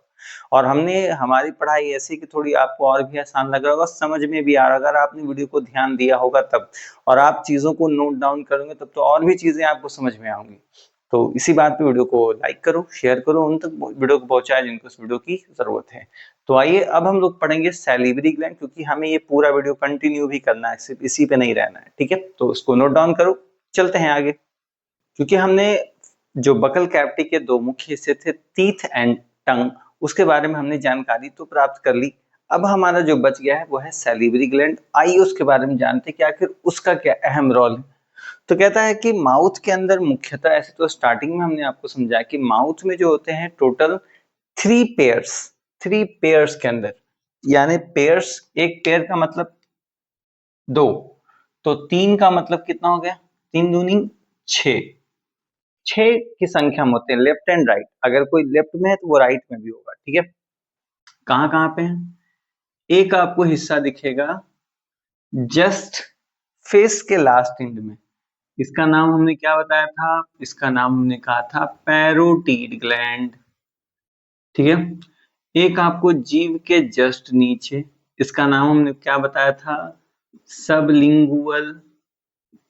और एक आपको जस्ट लोअर जॉ के नीचे में, इसका क्या नाम है? इसका नाम है सब मैग्जिलरी या सब मैंडिबुलर ग्लैंड, ठीक है। याद कीजिए हमने ये सब बता रखा है, ठीक है बेटा। चलिए तो अब ध्यान दीजिए, कहता है प्रेजेंट इन ह्यूमन बींग्स, ठीक है। सैलिवरी ग्लैंड के मुख्यतः यही तीन भाग हैं। कहता है दे सेक्रेट स्लाइवा, ये मुख्यतः स्लाइवा सेक्रेट करते हैं, बट पूरा सही नहीं है, इसका पूरा नाम है सैलिवरी अमाइलेज, और उसका एक और नाम है टाइलिन। आपने कई बार सुना होगा कि हमारा माउथ टाइलिन सेक्रेट करता है, तो स्लाइवा जो है सैलिवरी अमाइलेज, उसी का ये दूसरा नाम है। अब कहता है विच इज स्लाइडली एसिडिक, आपसे ये याद रखिएगा, अगर आपसे कभी कोई सवाल आ जाए कि बताइए आपका स्लाइवा कैसा होता है, तो बताइएगा ये एसिडिक नेचर का होता है, ठीक है जी, जान गए। अब इस स्लाइवा के अंदर होता क्या क्या है? तो इस स्लाइवा के अंदर वाटर होता है, म्यूकस होता है, सॉल्ट होता है, सैलिवरी अमाइलेज होता है, और एक एंजाइम है जिसका और नाम है लाइसोजाइमेज, ठीक है, तो ये लाइसोजाइम, सॉरी, तो ये सभी चीजें पाई जाती है इसके अंदर। कहता है जब भी हम कई बार अच्छी चीजों को देख लेते हैं, जैसे मान लो मेरे फेवरेट तो मटर पनीर है, अगर हम किसी के घर पे मटर पनीर देख ली तो मन में थोड़ा लगने लगा मटर पनीर बनाया यार, काश कोई देता है। या मान लो इमली, हमने बचपन से कविता सुनी है, इमली मुंह में पानी लाए, खट्टा मीठा सबको भाए। तो ठीक है, जब भी इमली आप देख लो लगने लगता है यार, कच्ची कैरियां देख लो, आम देख लो, लगता है ओह यार खा लेते, तो देखते मुंह में पानी आने लगता है। तो ये जो वाटर आपके माउथ के अंदर आपको दिखता है, ये वाटर है क्या, यही आपका स्लाइवा है। ठीक है, सेक्रेटेड बाय सैलिवरी ग्लैंड। देखिए साफ सा लिखा हुआ, many times when we see taste the food water comes out in our mouth, हमारे मुंह में पानी आने लगता है। This watering of mouth is because of saliva secreted by the salivary gland. जब भी आप किसी अच्छे खाने को देखते हैं तो आपका सैलिवरी ग्लैंड एक्टिव हो जाता है और वो सलाइवा सेक्रेट करने लगता है। ठीक है, जैसे कोई लार या थूक भी कहते हैं। आप कहता है टाइप्स ऑफ सैलिवरी ग्लैंड। ठीक है, सैलिवरी ग्लैंड के भी टाइप्स होंगे या पार्ट्स ऑफ सैलिवरी ग्लैंड आप कह सकते हैं। नॉर्मली तौर पे याद रखना सैलिवरी ग्लैंड तीन टाइप के हैं, जो कि हमने यहाँ पे लिख चुका है। कौन कौन, पैरोटिड ग्लैंड, सबलिंगुअल ग्लैंड और सब मैक्सिलरी या सब मैंडिबुलर ग्लैंड। तो याद रखना पैरोटिड ग्लैंड जो होता है it lie on the side of face, हमारे फेस के साइड में, कान के जस्ट आसपास में होता है। सबलिंगुअल ग्लैंड बताए थे हमारे टंग के नीचे में। इसके अलावा सब मैक्सिलरी या सब मैंडिबुलर हमारा जो लोअर जॉ होता है उसके जस्ट लास्ट साइड में। ठीक है, चलिए तो ये था आपका। और हमने कहा सैलिवरी ग्लैंड जो होता है मेनली सेक्रेट करता है सैलिवरी अमाइलेज। एक शब्द याद रखिएगा, आप ऐसे सोचो, अमाइलेज, लेज शब्द जब आता है तो आपको वो लेज, मार्केट में जो लेज बिकता है उसका नाम याद आता होगा, है ना। वो जो लेज आपको नाम याद आ रहा होगा, वो लेज किसका बना है, आलू। आलू में क्या पाया जाता है, स्टार्च। ठीक है, इस नाम को आप याद रखना। और इसी को हम टाइलिन कहते हैं, विच help in 30 to 45% digestion of starch. ठीक है, स्टार्च कौन सा, स्टार्च प्रेजेंट इन फूड। तो कहता है कि हमारे माउथ में जो सैलिवरी अमाइलेज है, अभी हमने कहा था लेज नाम याद रखना, लेज बनता किसका है, मार्केट वाला, स्टार्च का बनता है ना, आलू का बनता है, मुख्य रूप में इसमें स्टार्च है। तो जब भी हम खाने को खाते हैं, उस खाने के अंदर जो मौजूद स्टार्च होते हैं उसका 30 to 45% डाइजेस्ट किसके द्वारा, माउथ के द्वारा। यानी हमारे प्रोसेस के अंदर, हमारा जो स्टेप्स ऑफ न्यूट्रिशन में जो इंजेशन के बाद दूसरा था डाइजेशन, वो स्टार्ट कहाँ से हो जाता है, माउथ से। इस बात को याद रखना है, बकल कैविटी से ही हमारा जो डाइजेशन होता है उसकी प्रक्रिया शुरू हो जाए। कई बार ये सवाल आता है कि बताइए डाइजेशन की जो प्रक्रिया होती है वो कहाँ से स्टार्ट हो जाती है, तो याद रखना हमारे माउथ से शुरू हो जाती है। इसमें हेल्प कौन करता है, सैलिवरी ग्लैंड, यानी माउथ का वो पार्ट है ना। अब कहा गया है इसके फंक्शन की बात करते हैं, तो फंक्शन क्या क्या है, तो आप सभी ने जान देखा होगा कई सारे इसके फंक्शन है। जैसे पहला swelling of food, mixing food with saliva, आप ये भी लिख सकते हैं स्वेलिंग फूड में, साथ में साथ mixing food with saliva, saliva से फूड को मिक्स करना भी इसका एक फंक्शन है। चार फंक्शन आप हो जाएंगे, चौथा लिख लीजिए, मान लीजिए इसको हटा देते हैं। इनिशियल डाइजेशन ऑफ कार्बोहाइड्रेट, हमने अभी जस्ट कहा था कि मुख्य रूप से इसका काम है 30 to 45% जो पार्ट होता है फूड के अंदर मौजूद स्टार्च का, उसको डाइजेस्ट करना। इसके अलावा हमारे माउथ और टीथ को थोड़ा क्लीन करना भी इसका काम है, और साथ में साथ हमारे माउथ के अंदर जो प्रेजेंट बैक्टीरिया वायरस होते हैं उसको भी किल करना। तो चलिए पांचवा भी स्ट्रक्चर हम लिख देते हैं, one, kill the germs, kill the germs present in mouth, kill the germs present in mouth. Mouth के अंदर प्रेजेंट जो बैक्टीरिया वायरस ये सभी होते हैं उसको किल करने का काम है। तो ये था टोटल हमारा सैलिवरी ग्लैंड, यानी हमारा बकल कैविटी का टोटल स्ट्रक्चर हो गया समाप्त। आई होप आपको समझ में आएगा। वीडियो पसंद आया तो प्लीज लाइक करो, शेयर करो, उन तक वीडियो पहुंचाए जिनको इस वीडियो को नीड है, नहीं भी है फिर भी पहुंचाओ, ताकि हमारे सब्सक्राइबर्स थोड़ी तेजी से बढ़ें। और इससे आप ही का फायदा है, क्योंकि जैसे जैसे हमारे सब्सक्राइबर बढ़ेंगे चीजें डेवलप होगी, आपके लिए और भी अच्छे अच्छे नए नए कंटेंट्स आते रहेंगे, ताकि आपके आने वाले भी, आप 11 में जाओगे, 12th में जाओगे, तो हमारे चैनल से आपको काफी ज्यादा फायदा मिलेगा ही मिलेगा। तो आइए स्टार्ट करते हैं हम लोग ईसोफेगस के बारे में, ताकि हम लोग जो फूड को अब माउथ में नहीं रखेंगे ना, अब उसको स्टमक तक ले जाएंगे। तो आइए स्टार्ट करते हैं। अब हम लोग स्टार्ट करेंगे ईसोफेगस के बारे में। देखिए बहुत ही महत्वपूर्ण रचना ईसोफेगस, क्योंकि ये हमारे जो माउथ का हिस्सा है, फेरिंक्स या माउथ ही आप कह सकते हैं, उसको हमारे स्टमक से कनेक्ट करता है, ताकि जो फूड उसको माउथ में नहीं रखना ना, उसको आगे डाइजेशन के लिए भेजना है तो वो स्टमक में भेजेगा। तो कहा भी गया है it is a long tube like structure, long है, लंबा है, ट्यूब के जैसा, यानी बीच में होलो पार्ट है इस प्रकार का खाली, जिसकी टोटल लंबाई 25 सेंटीमीटर है, या आप 10 इंच कह सकते हैं। अगर आपसे कभी पूछ लेता है कि इंच में लिखो तो कह सकते हैं 10 इंच, क्योंकि 1 इंच में याद रखना है लगभग 2.5 सेंटीमीटर होते हैं, तो 10 इंच या फिर 25 सेंटीमीटर इसकी लंबाई है। Extending from the pharynx to the stomach, ये फेरिंग्स से लेकर स्टमक के बीच में होता है, ठीक है। Food passes through oesophagus by peristalsis, याद रखना फूड जो होता है नॉर्मली इसमें पास होता है, उसमें एक मूवमेंट होता है, इसको पेरिस्टाल्सिस या पेरिस्टाल्टिक मूवमेंट भी कहते हैं, इसे हम लोग पेरिस्टाल्सिस या पेरिस्टाल्टिक मूवमेंट भी कहते हैं, ठीक है। इस चीज को आप याद रखिएगा। अब कहा गया पेरिस्टाल्सिस क्या होता है सर, यहाँ पे शब्द आ गया ना पेरिस्टाल्सिस या पेरिस्टाल्टिक मूवमेंट, तो आइए उसके बारे में जानते हैं। कहता है कि peristalsis is a rhythmic contraction and relaxation, rhythmic का मतलब बार बार होने वाली प्रक्रिया, कंटिन्यूअस आप भी आप कह सकते हैं। कहता है ओएसोफेगल वॉल, ओएसोफेगल वॉल का मतलब ओएसोफेगस की, ये देखिए जो दीवार है आपको दिख रही है दोनों तरफ की जो दीवारें हैं, इसी को हम ओएसोफेगल वॉल कहेंगे, बट यहाँ पे हम ओएसोफेगस लिख रहे हैं।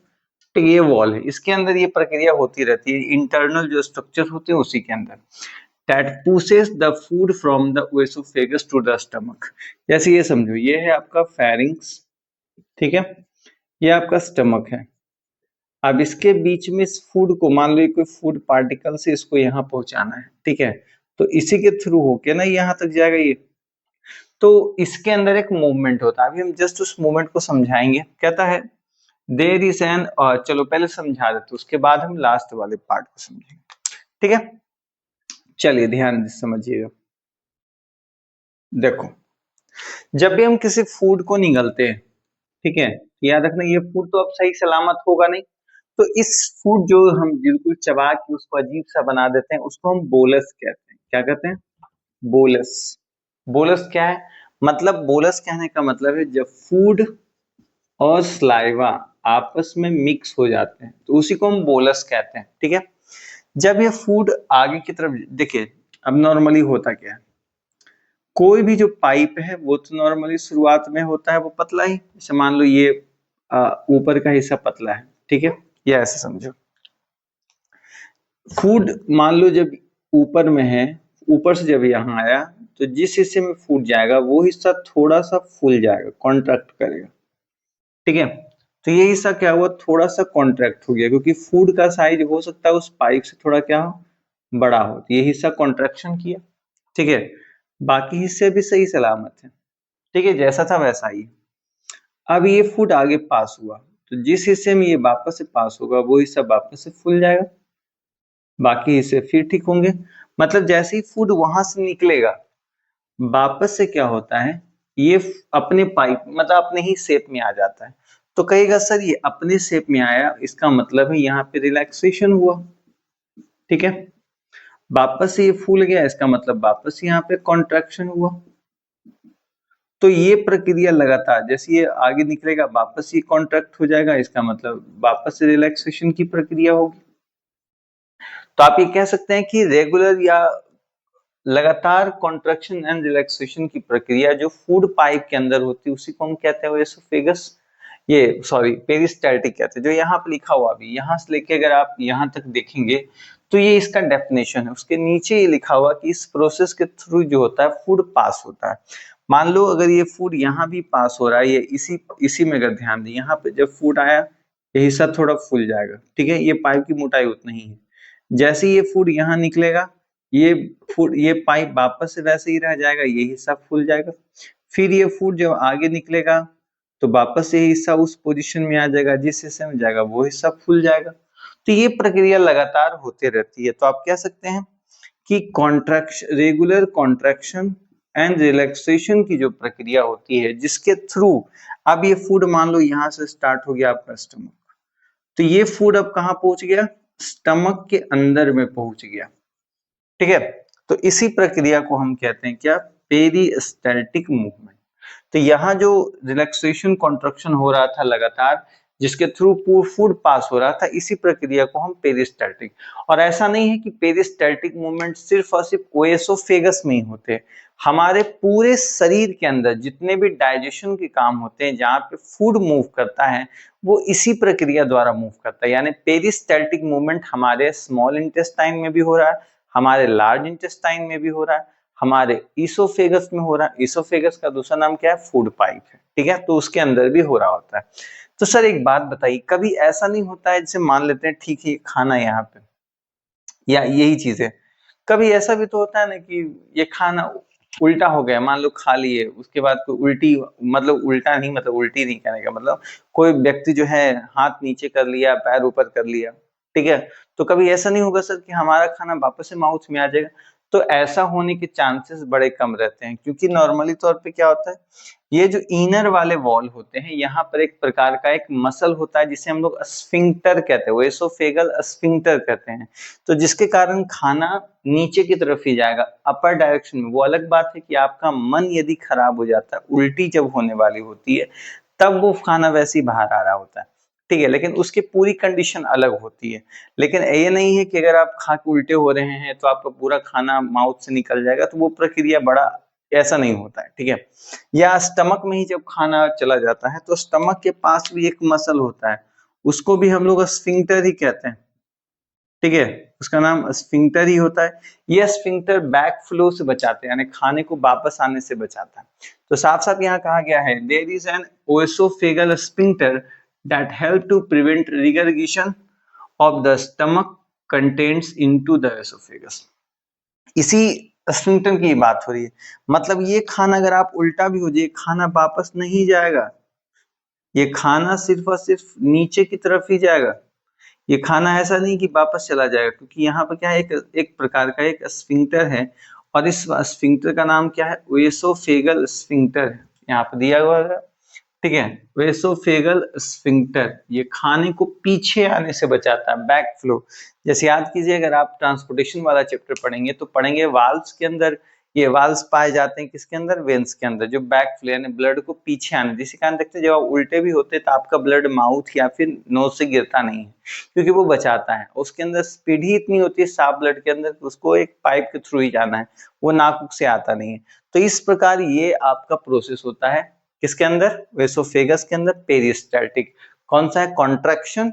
देखिए ऐसे समझिए, contraction relaxation, contraction relaxation, contraction relaxation. जैसे खाना वहां पहुंचेगा कॉन्ट्रैक्ट हो जाएगा, ठीक है, साइज बढ़ गया, जैसे खाना आगे निकला ये हिस्सा वापस से कॉन्ट्रैक्ट कर गया, ठीक है, अपने पोजीशन में आ गया।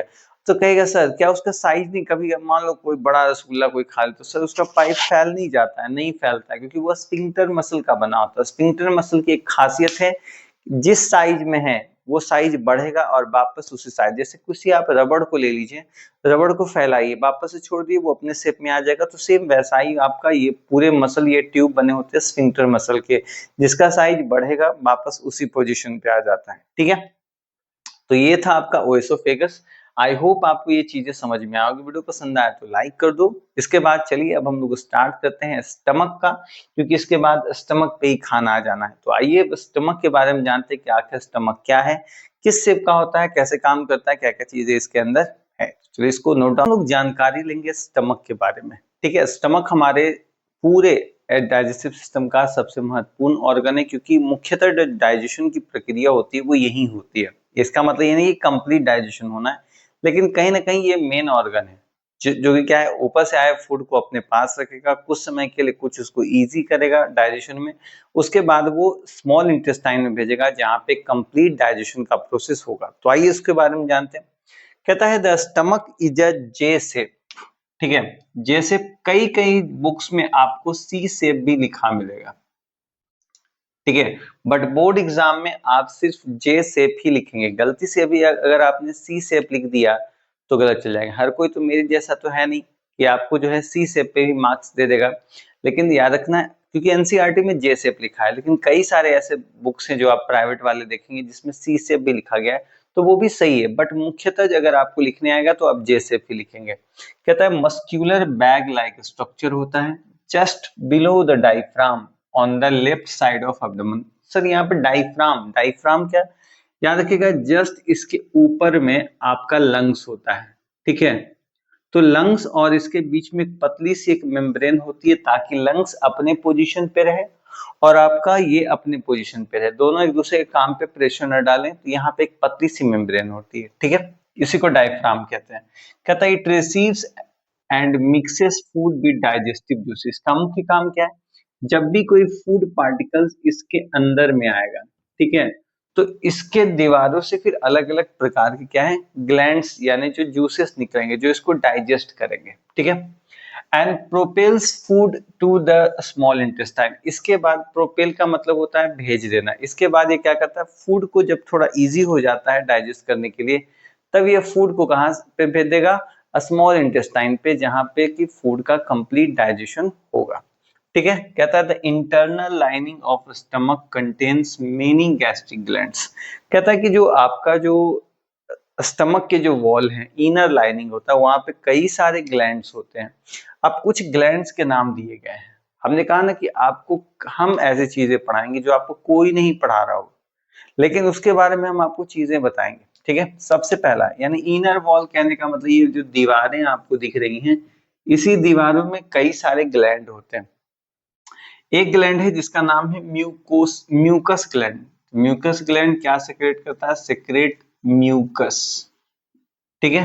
पैराइटल सेल है, तो पैराइटल सेल के बाद याद रखना सेक्रेट HCl। वहीं पे चीफ सेल है, ये सेक्रेट पेप्सिनोजेन, पेप्सिनोजेन, ठीक है, पेप्सिनोजेन है।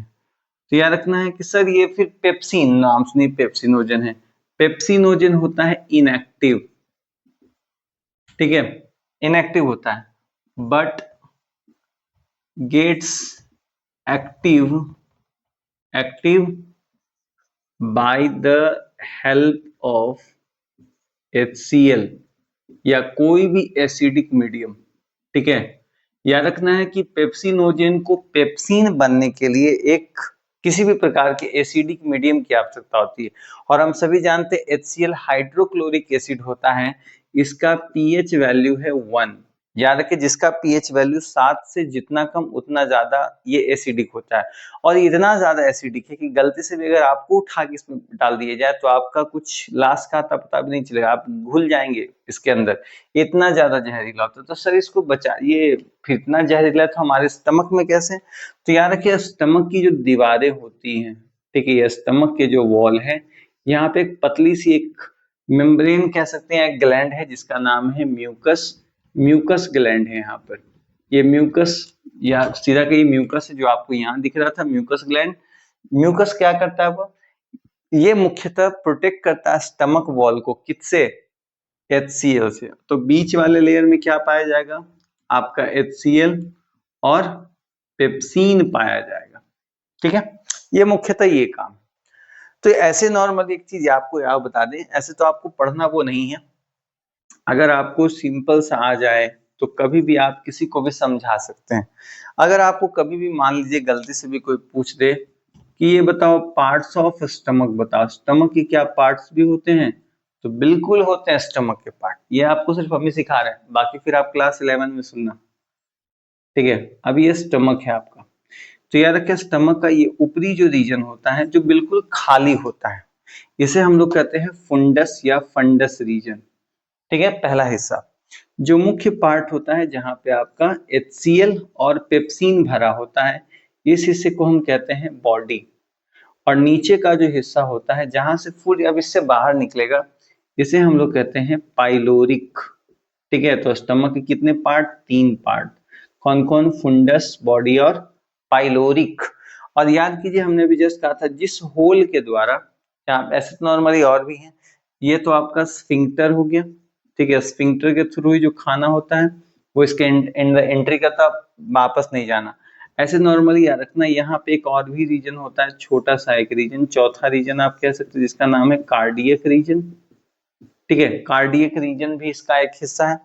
और यहाँ पे आप देख रहे हैं थोड़ा सा कर्व जैसा एक स्ट्रक्चर है, यहाँ पे लगता है जैसे पाइप छोटा हो गया, तो इस हिस्से का नाम है पाइलोरिक एंट्रम, पाइलोरिक एंट्रम नाम है इसको, ठीक है।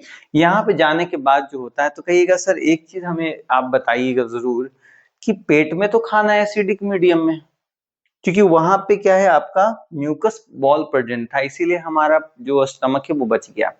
बाकी में तो म्यूकस का लेयर नहीं होगा, तो वहां पे कैसे बचेगा? तो उसके लिए बेटे हम लोग पढ़ेंगे बाइल जूस के बारे में। ठीक है, जब आप बाइल जूस लीवर वाला पार्ट हम आपको समझाएंगे तो उसमें ये टॉपिक आपका हो जाएगा। बट याद रखना कि मुख्यतः आपके 4 या 5 रीजन, आपको मुख्यतः ये 3 बताना, ये दोनों तो आप नहीं बताओगे तो काम चलेगा। तो कार्डियक कौन सा रीजन है? जहां पे आपका स्टमक शुरुआत हो रहा है, स्टमक जो है आपका ईसोफेगस से हटा है और आपका शुरुआत हुआ उस रीजन को कार्डियक फंडस खाली रीजन होता है। बॉडी वो हिस्सा होता है जहां पे आपका एचसीएल और पेप्सिन है। पाइलोरिक सबसे निचला हिस्सा होता है और जहां पे आपका स्टमक समाप्त होता है, और ड्यूडेनम जो स्मॉल इंटेस्टाइन का पार्ट है वो शुरू होता है, उसका नाम पाइलोरिक एंट्रम। यानी कह सकते हैं स्टमक का सबसे लास्ट हिस्सा कौन है? तो स्टमक का सबसे लास्ट जहां जाके बिल्कुल समाप्त हो जाना उसे हम लोग कहेंगे पाइलोरिक एंट्रम कहेंगे। ठीक है, तो आइए इसके बाद देखते हैं, ध्यान देते हैं। कहता है कि ये तीनों जो आपको चीजें मिल रही है, कौन कौन? म्यूकस, एचसीएल और पेप्सिन, ठीक है, gets active by HCl and convert in pepsin। ठीक है, हम जोड़ देते हैं तो और बेहतर ढंग से। तो इन्हीं तीनों की चर्चा कर रहे थे, म्यूकस, एचसीएल एंड पेप्सिन। तो यहाँ पर लिखा गया all these component HCl and pepsin. Mucus को हटा देते हैं क्योंकि म्यूकस जो है स्टमक के वॉल में पाया जाता है। ठीक है, कलेक्टिवली कॉल्ड गैस्ट्रिक जूस। कई बार सवाल आता है कि बताइए गैस्ट्रिक जूस क्या कर सकते हैं? तो आप कह सकते हैं कि HCl and pepsin is known as, यानी the mixture of HCl and pepsin is known as gastric juice। मुख्यतः हमारे बॉडी में यानी स्टमक के अंदर जो डाइजेशन का काम होता है ये इसी के द्वारा होता है। और याद रखना वहां भी HCl चीजों को डाइजेस्ट नहीं करता। अगर HCl चाहे तो सभी चीजों को डाइजेस्ट कर सकता है क्योंकि हाईली एसिडिक है, लेकिन वहां वो इतना एक्टिव नहीं हो पाता है जितना वो बाकी नेचर में होता है। अब इसके कई सारे और भी रीजन होंगे, बट मुख्यतः वहां पे जो डाइजेशन का काम होता है वो पेप्सिन के द्वारा होता है। देखिए पेप्सिन तो पेप्सिनोजन के फॉर्म में है, तो जब वो HCl के साथ मिलता है तो एक्टिव हो जाता है। जैसे मान लीजिए होता है ना, कई बार किसी को आप छोटे को काम दे दो वो काम करेगा नहीं, लेकिन कह दो कि नहीं तुम कर के आओगे ना तो तुम्हें फोन देंगे, फोन चलाने देंगे, तुमको गेम खेलने देंगे, तुमको कुछ पैसे देंगे, तुमको बिस्किट खिलाएंगे, तुरंत वो काम कर लेता है। तो बस जस्ट लाइक वैसा है, उसको एसिडिक मीडियम चाहिए। वो एसिडिक में कहता है यार हमारे यहाँ, हम तो तुम्हारे इतना बड़ा एसिडिक मीडियम बैठे हुए हैं, कहाँ तुम इधर उधर घूमे, तुमको हम सहायता करेंगे। तुम क्या करो, पेप्सिन जो है मुख्यतः डाइजेशन करता है किसका? प्रोटीन का, कुछ मात्रा में, ऐसा नहीं कि पूरा डाइजेस्ट, पूरा जब डाइजेस्ट ही वो कर देगा तो फिर स्मॉल इंटेस्टाइन का काम ही क्या बचेगा? कुछ नहीं। तो अब कहता है हमारी बॉडी में लगभग 1.5 लीटर से 2 लीटर के आसपास, ऐसे तो नॉर्मली याद रखना लगभग लगभग 1.5 ही लीटर है, लेकिन हमने 2 लीटर अप्रोक्स लिख दिया है। ठीक है, कहता है हमारे स्टमक के अंदर 1.5 से 2 लीटर के आसपास गैस्ट्रिक जूस डेली सेक्रेट होता है। गैस्ट्रिक जूस मतलब कौन कौन? HCl और पेप्सिन। म्यूकस को ऐड नहीं करना है। ठीक है, अब क्या देखिए बाकी हमने फंक्शंस लिखे हैं। पेप्सिन के बारे में याद रखना, अभी हमने जस्ट कहा pepsin is help in digestion of protein. HCl के बारे में हमने बताया कि HCl का pH वैल्यू 1 होता है। इसका मुख्य काम होता है हमारे बॉडी के अंदर, स्टमक के अंदर जो बैक्टीरिया वायरस होते हैं उसको किल करना, यानी स्टमक की सफाई करना। कहता है it give acidic medium of pepsinogen to convert into pepsin, यानी ये मुख्यतः बस सहायता करता है पेप्सिनोजेन को पेप्सिन में बदलने के लिए ताकि प्रोटीन का इनिशियल डाइजेशन शुरू हो सके। ठीक है, म्यूकस के बारे में हमने कहा mucus help to protect the inner wall of stomach from HCl के प्रभाव से स्टमक को बचाना ही जो काम है ये किसका है? आपके म्यूकस का है। म्यूकस यदि न रहे तो हमारा स्टमक कब का जल जाएगा। ठीक है, एक सिचुएशन ले लेते हैं।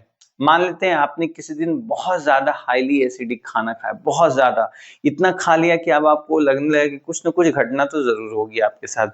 तो होता क्या है, जब आप बाकी मान लो कि हाईली एसिडिक आपने खाना उस दिन खाया, बहुत ज्यादा मात्रा में आपके पेट में एसिड की मात्रा बढ़ गई। अब धीरे धीरे क्या होगा, ये इनर वॉल को खाता जाएगा और एक समय आने के बाद क्या होगा, छोटा सा आपको ये होल जैसा दिखाई पड़ने लग जाएगा। आपको तुरंत तो नहीं दिखेगा, लेकिन नॉर्मली याद रखना है ये काम होगा।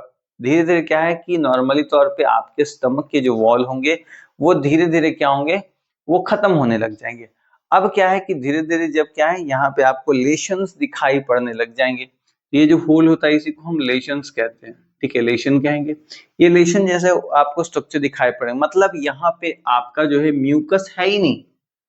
अब म्यूकस नहीं है तो इसका तो डायरेक्ट सामना HCl से होगा ना। और ये हुआ किसके कारण है? ज्यादा एसिडिक खाना खाने से या HCl की मात्रा पेट में बहुत ज्यादा बढ़ जाने से। म्यूकस का लेयर छोटा पड़ गया, मतलब म्यूकस का लेयर धीरे धीरे खराब हो गया, खत्म हो गया, वहां पे HCl डायरेक्ट स्टमक वॉल से। अभी हमने जस्ट कहा कि HCl इतना हाईली एसिडिक होता है, गलती से यदि आपने उंगली डाल दी, आपको उंगली समाप्त, दिखेगा भी नहीं, हड्डी का भी अता पता नहीं चलेगा, आपका वो हड्डी घुल जाएगा। समझ गया? जैसे आपने देखा होगा डीजल या पेट्रोल में आप थर्माकोल डाल दो, थर्माकोल घुल जाता है, वैसे ही आपकी बॉडी पूरी घुल जाएगी, कुछ बचेगा ही नहीं। ठीक है, तो याद रखना है। तो वहां पे क्या होगा, छोटे छोटे होल्स हो जाते हैं, इसी होल को हम कहते हैं पेप्टिक अल्सर, या आपने सुना होगा स्टमक कैंसर। उसका स्टमक गया बेचारे का। अब क्या होगा, HCl डायरेक्ट पूरा स्टमक, उसके वॉल, जो स्टमक का वॉल है वो तो जल गया, वहां से HCl लीक होके बाकी जगहों पे जाएगा और इंसानों की मौत हो जाएगी। देखिए, तो हमने यहाँ पे पेप्टिक अल्सर नाम दिया है यहाँ पे, तो कहता है in the mucus membrane of the stomach sometimes around and depressed lesion, lesion मतलब होल, छेद, occurs known as peptic ulcer. कई बार जरूरी नहीं कि स्टमक में ही हो, कहीं भी हो, आपके लंग्स में भी हो सकता है, एसोफेगस में भी।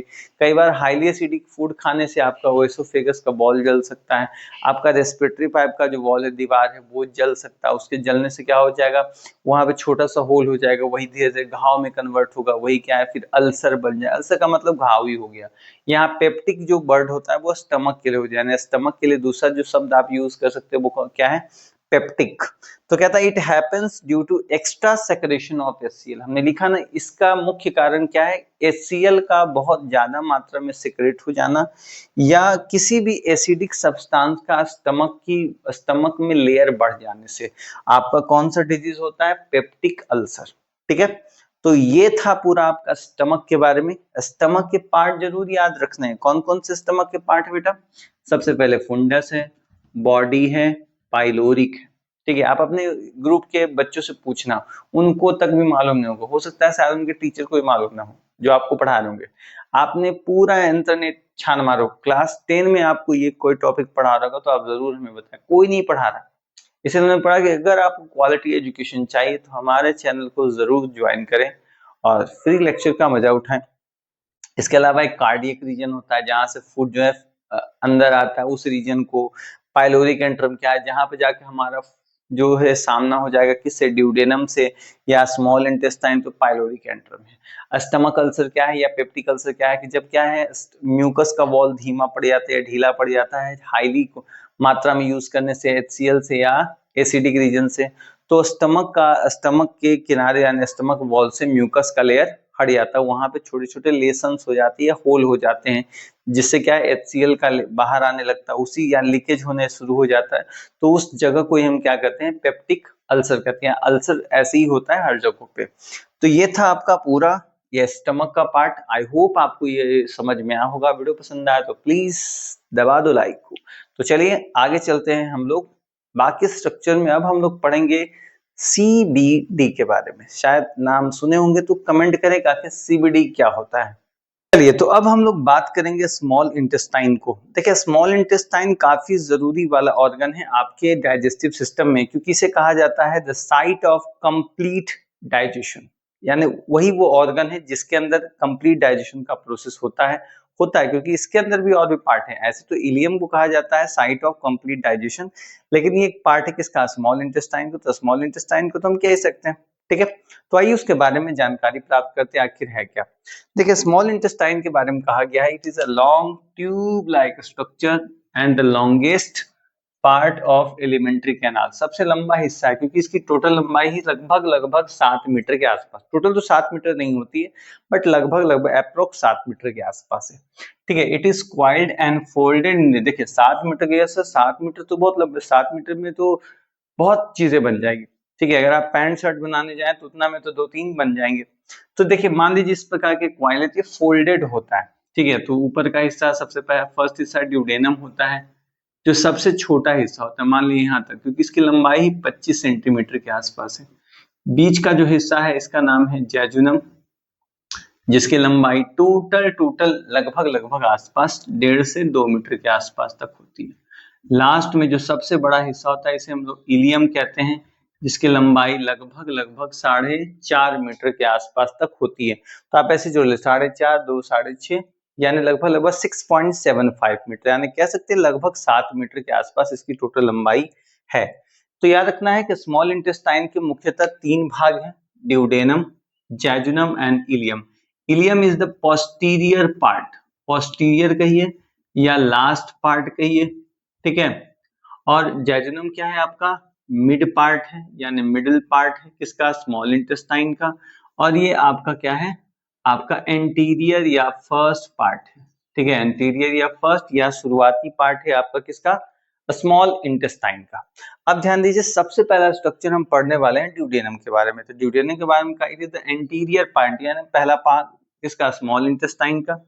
The total length of duodenum is about 25 centimetre. हमने अभी जस्ट कहा सबसे छोटा, अगर आपसे कभी पूछे स्मॉल इंटेस्टाइन का सबसे छोटा पार्ट कौन सा है, तो क्या बताओगे, क्या बताओगे, जल्दी बताओ, क्या बताओगे, ड्यूडेनम है, ठीक है, क्योंकि इसकी लंबाई सिर्फ और सिर्फ 25 सेंटीमीटर है, ठीक है। तो कहता है the shape of duodenum is C shape. यहाँ पे आपको एक स्ट्रक्चर दिख रहा है, ठीक है, ये देखिए सी शेप का है ड्यूडेनम का। जो इसके ऊपर क्या होता है सर, इसके ऊपर में जुड़ा होता है स्टमक।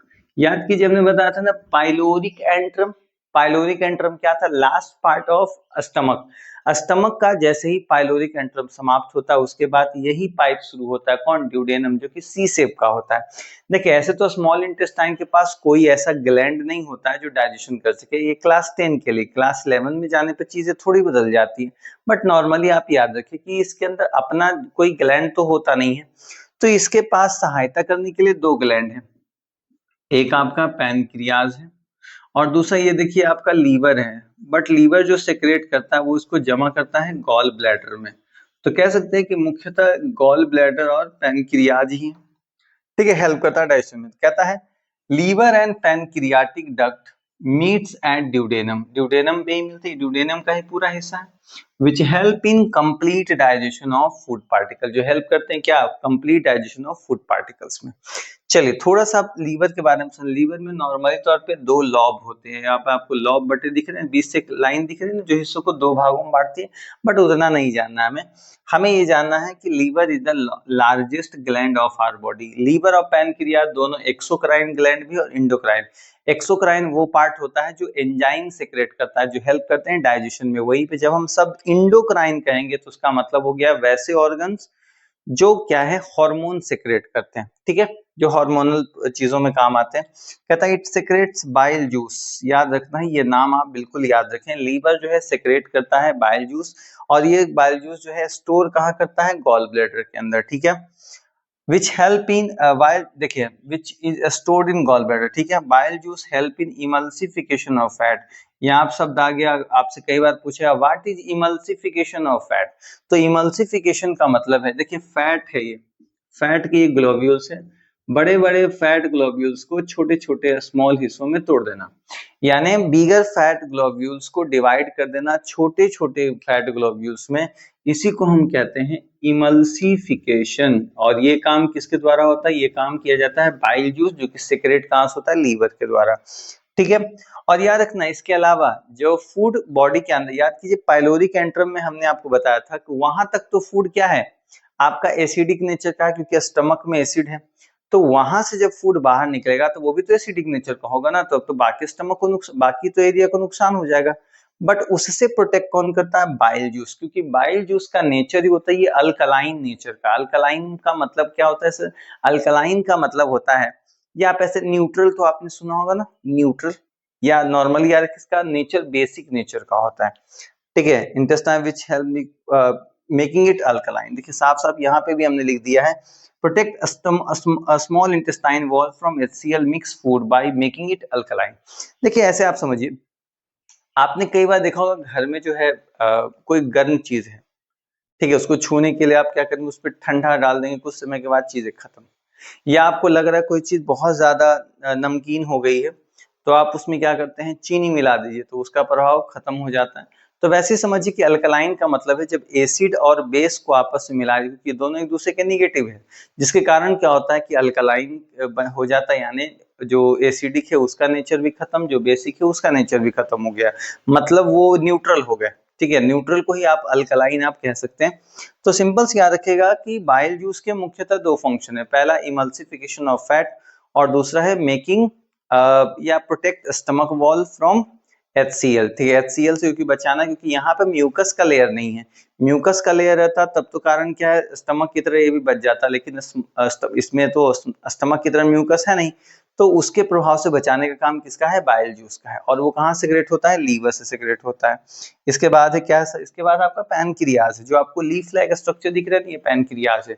ये भी एक एक्सोक्राइन और इंडोक्राइन ग्लैंड है, ठीक है। कहता है कि it is a leaf shape organ, जो एक लीफ शेप का बना हुआ है, जो कि ड्यूडेनम से अटैच होता है। It is the site of complete digestion, याद रखना ये वो साइट है जो क्या करता है, कंप्लीट डाइजेशन में हेल्प करता है। साइट नहीं कह सकते हैं, it help in, it help in complete digestion of food, ये हेल्प करता है कंप्लीट डाइजेशन करने में फूड को। कहता है अब कहेगा क्यों सर, कैसे हेल्प करता है, तो याद रखना है कि पैनक्रियाज मुख्यतः 3 प्रकार के एंजाइम सेक्रेट करता है। कौन कौन सा है, एक है ट्रिप्सिन, याद कीजिए पेप्सिन शब्द आपने सुना होगा ना, पेप्सिन कहाँ था, स्टमक में, जिसके लास्ट में सीन लग जाए तो समझ जाना है इसका काम है डाइजेशन ऑफ प्रोटीन। और यहाँ पे इनिशियल डाइजेशन नहीं होगा, कंप्लीट डाइजेशन होगा।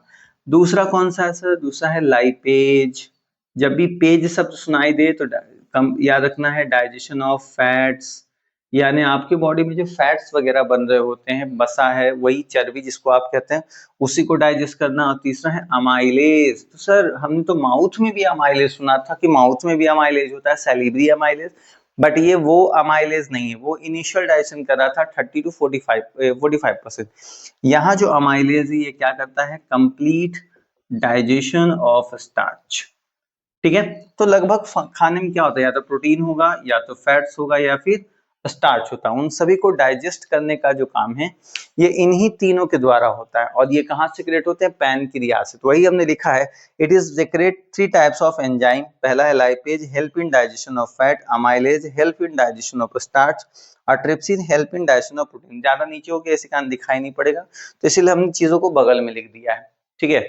तो ये था आपका पूरा ड्यूडेनम, ड्यूडेनम के बारे में हमने जान लिया। तो आई होप आपको ये वीडियो पसंद आया होगा, वीडियो समझ में भी आया होगा। वीडियो अगर पसंद आया होगा, वीडियो समझ में आया होगा तो प्लीज लाइक करें, शेयर करें। और इसकी PDF नोट्स अगर आपको चाहिए तो हमारे आप टेलीग्राम चैनल को ज्वाइन करिए, शशांक स्टडी सर्कल ऑफिशियल। वहां पे आपको पिंड कमेंट के अंदर इसके सारे PDFs आपको देखने को मिल जाएंगे, साथ में PPT भी आपको मिल जाएगी, वहां चीजों को आप देख सकते हैं।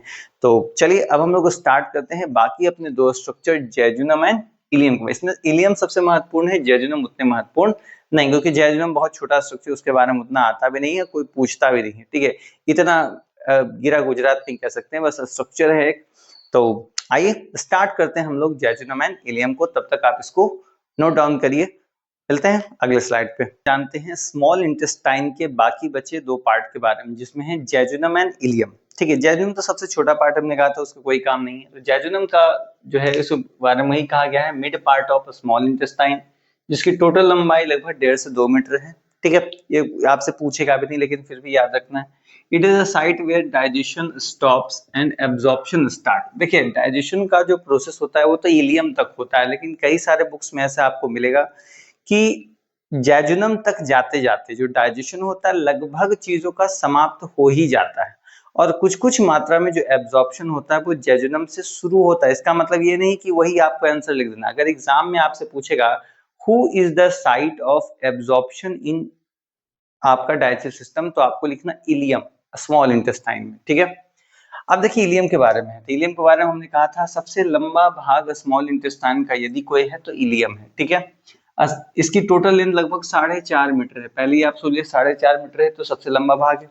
कहता है the site where digestion are completely stops, यानी वो जगह जहां पे अगर आपसे ये भी पूछ ले कि which is the site where digestion are completely stops, तो आप इलियम ही लिखेगा।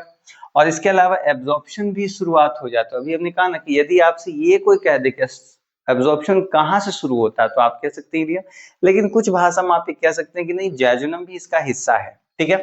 कहता है inner wall of small intestine में एक फिंगर लाइक प्रोजेक्शन पाया जाता है, जिसे हम लोग विलाई कहते हैं, ठीक है। कहता है it help in absorption, villi के कारण ही जो एब्जॉर्प्शन की प्रक्रिया होती है। जैसे देखिए ये जो आपको सामने स्ट्रक्चर दिख रहा है, ये मान लीजिए स्मॉल इंटेस्टाइन का अंदरूनी स्ट्रक्चर है, यही जो आपको स्ट्रक्चर दिख रहा है इसको विलाई कहते हैं, ठीक है, इसका नाम विलाई है। एक स्ट्रक्चर हमने देखा है इसके, इसलिए इसको कहते हैं विलस। ठीक है, इसका जो कहेगा सर इसमें तो आपने कुछ ब्लू जैसा स्ट्रक्चर नहीं बनाया, इसमें कुछ किनारे में है, तो नॉर्मली याद रखना है ये एक टाइप से आप कह सकते हैं एपिडर्मिस, यानी सबसे बाहरी सेल है।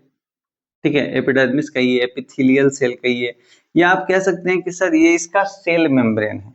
अगर ये सेल है तो इसका क्या है, ये सेल मेम्ब्रेन है। ठीक है, सेल मेम्ब्रेन आप कह लीजिए।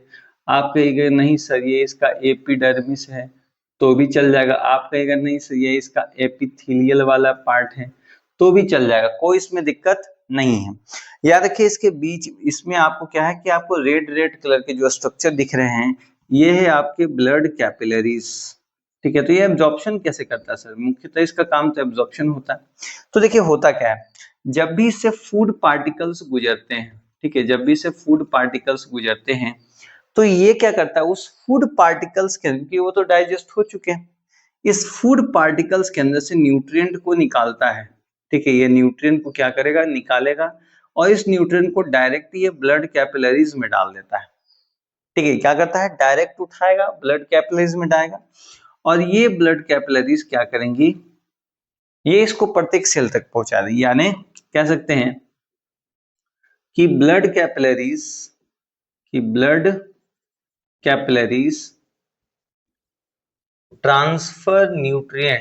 Transfer absorbable nutrients in body cells. Body के जो सेल्स होंगे उसके अंदर चीजों को पहुंचाना, ये काम किसका है, विलाई का है। और विलाई क्या, अगर आपसे प्रश्न है व्हाट आर विलाई, तो आप सिंपल लिखेंगे villi are the finger like projection present in small intestine which help in absorption of food या absorption of nutrient present in small intestine. ठीक है, तो ये पूरा हिस्सा था आपका। ये नॉर्मल याद रखना है, विलाई एक फिंगर लाइक प्रोजेक्शन होता है। इसका मुख्य काम और भी है, याद रखिएगा। आपसे पूछेगा कि who increase the surface area of small intestine, तो याद रखना है villi increase the surface area of small intestine या इलियम कहिए, जो कि क्या है, मुख्य रूप से एब्जॉर्प्शन का काम करवाता है। ठीक है, तो ये था आपका पूरा इलियम के बारे में स्ट्रक्चर। इसमें हमने विलाई को भी ऐड कर लिया, या स्मॉल इंटेस्टाइन। तो ये सवाल आपके मन में आएगा, सर आपने एब्जॉर्ब ये बताया ही नहीं कि ये डाइजेशन हो कैसे रहा है, कौन किस में टूट रहा है, क्या हो रही है, इसके बारे में तो आपने चर्चा नहीं की। तो एक टॉपिक आप कॉपी में डाल लीजिए, डाइजेशन इन स्मॉल इंटेस्टाइन। ठीक है, चीजें तो हमने पढ़ा, थ्योरी पढ़ ली, उसके बारे में थोड़ी बहुत जानकारी लेते हैं। देखिए ऐसे तो याद रखना है कि स्मॉल इंटेस्टाइन में भी हमने कहा कि क्लास 10 के हिसाब से अगर आप पढ़ रहे हैं तो आप यही पढ़ते हैं कि इसके अंदर जो होते हैं किसी प्रकार के कोई अपना खुद का एंजाइम नहीं होता है। लेकिन अगर आप अच्छी किताबों को पढ़ते हैं तो उसमें ये पता चलता है कि स्मॉल इंटेस्टाइन में 6 से ज्यादा अपना एंजाइम होता है, 6 से भी ज्यादा। ठीक है, सोच के देखिए, आपके बुक में एक भी नहीं दिया है, लेकिन हमने कहा कि आपके स्मॉल इंटेस्टाइन में 6 से भी ज्यादा एंजाइम्स होते हैं। सोच लीजिए, कॉल ब्लैडर और आपके पैनक्रियाज खुद का खुद होता है इतना। ठीक है, तो मुख्यतः देखिए क्या है, अगर आप माल्टोज खाते हैं, ठीक है, माल्टोज खाते हैं, तो ये माल्टेज नाम के एंजाइम, क्योंकि इसके अंदर है, यहाँ पे जो भी आपको नाम एरो के ऊपर लिखे मिलेंगे समझ जाएगा उसके अंदर पाए जाने वाले एंजाइम है। जब आप माल्टोज खाते हैं तो माल्टेज उसको ग्लूकोज में बदलता है। हमेशा याद रखिए चीजें ग्लूकोज में टूटनी चाहिए, क्योंकि हमारी बॉडी ग्लूकोज को यूज करेगी। सुक्रोज जो होता है, सुक्रोज नॉर्मली याद रखिए गन्ने में आपको यही देखने को मिलेगा सुक्रोज, तो सुक्रेज इसको बदल देता है ग्लूकोज और फ्रक्टोज। जब भी फ्रक्टोज शब्द आ जाए तो समझ जाए फ्रूट के अंदर पाए जाने वाले जो स्वीट्स होते हैं, जो चीनी को शुगर कह सकते हैं, उसी को फ्रक्टोज कहते हैं।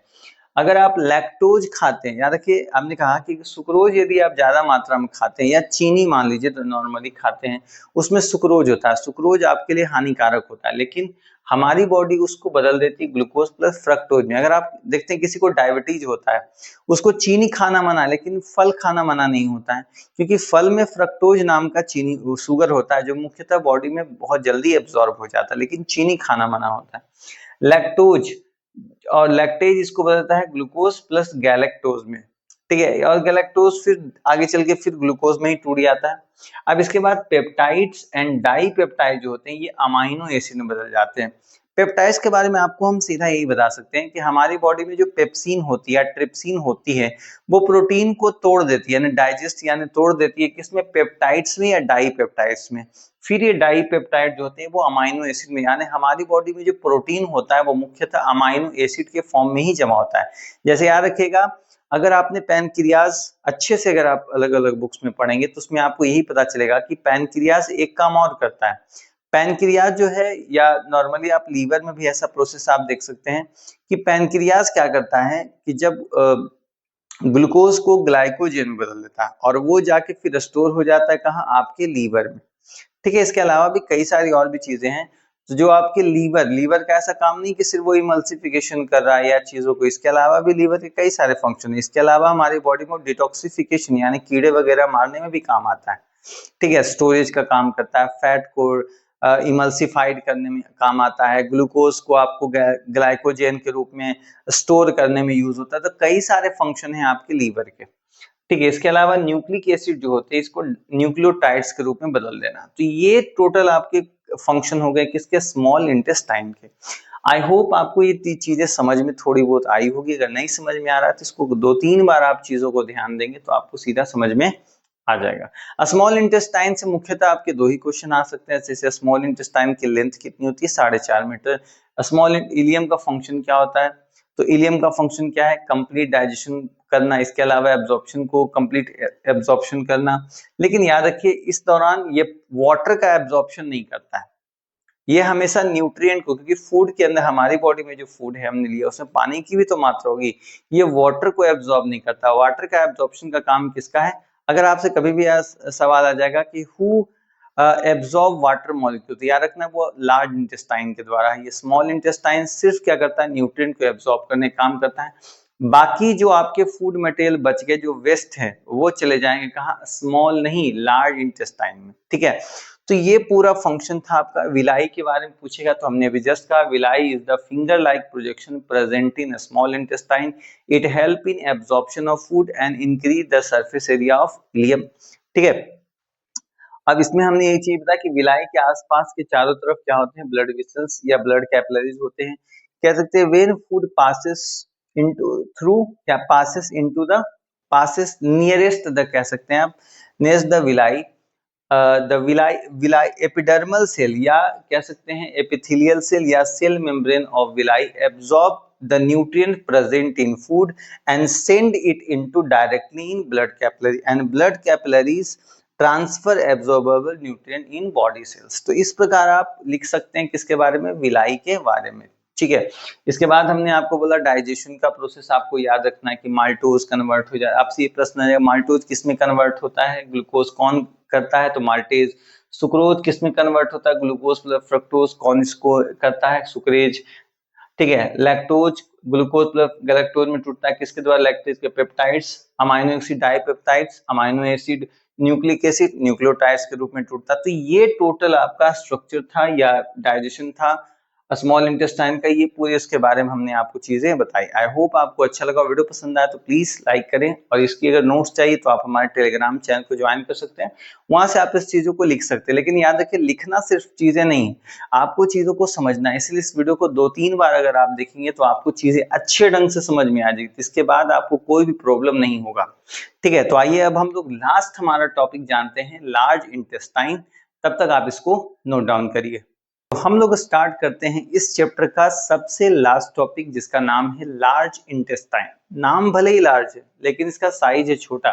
तो कहेगा सर कि क्या डिफरेंस होता है लार्ज इंटेस्टाइन और इसके बीच में, तो सिंपल से याद रखना है, लार्ज इंटेस्टाइन के जो पाइप्स होते हैं इसका साइज बड़ा है, भले ही इसका लेंथ छोटा है लेकिन पाइप यानी जो ल्यूमेन का साइज होता है वो मोटा है। और वहीं पे जो स्मॉल इंटेस्टाइन है उसकी लेंथ भले ही बड़ी है लेकिन उसके पाइप का साइज छोटा है, पतला है। ठीक है, जैसे आपके घर में जो नल होगी उसकी जो नीचे का जो होल होगा वो पतला होगा, भली ही लंबाई होगी। लेकिन अगर वही आप देख लें नगर निगम का जो वाटर वाला होता है जिससे पानी आता है आपके घर में, यानी मेन गली में जो पाइप हो उसका साइज क्या होता है, काफी बड़ा है, यानी उसके ल्यूमेन का साइज क्या है, बड़ा है। लेकिन आपके घर में जो पाइप है उसका साइज छोटा है।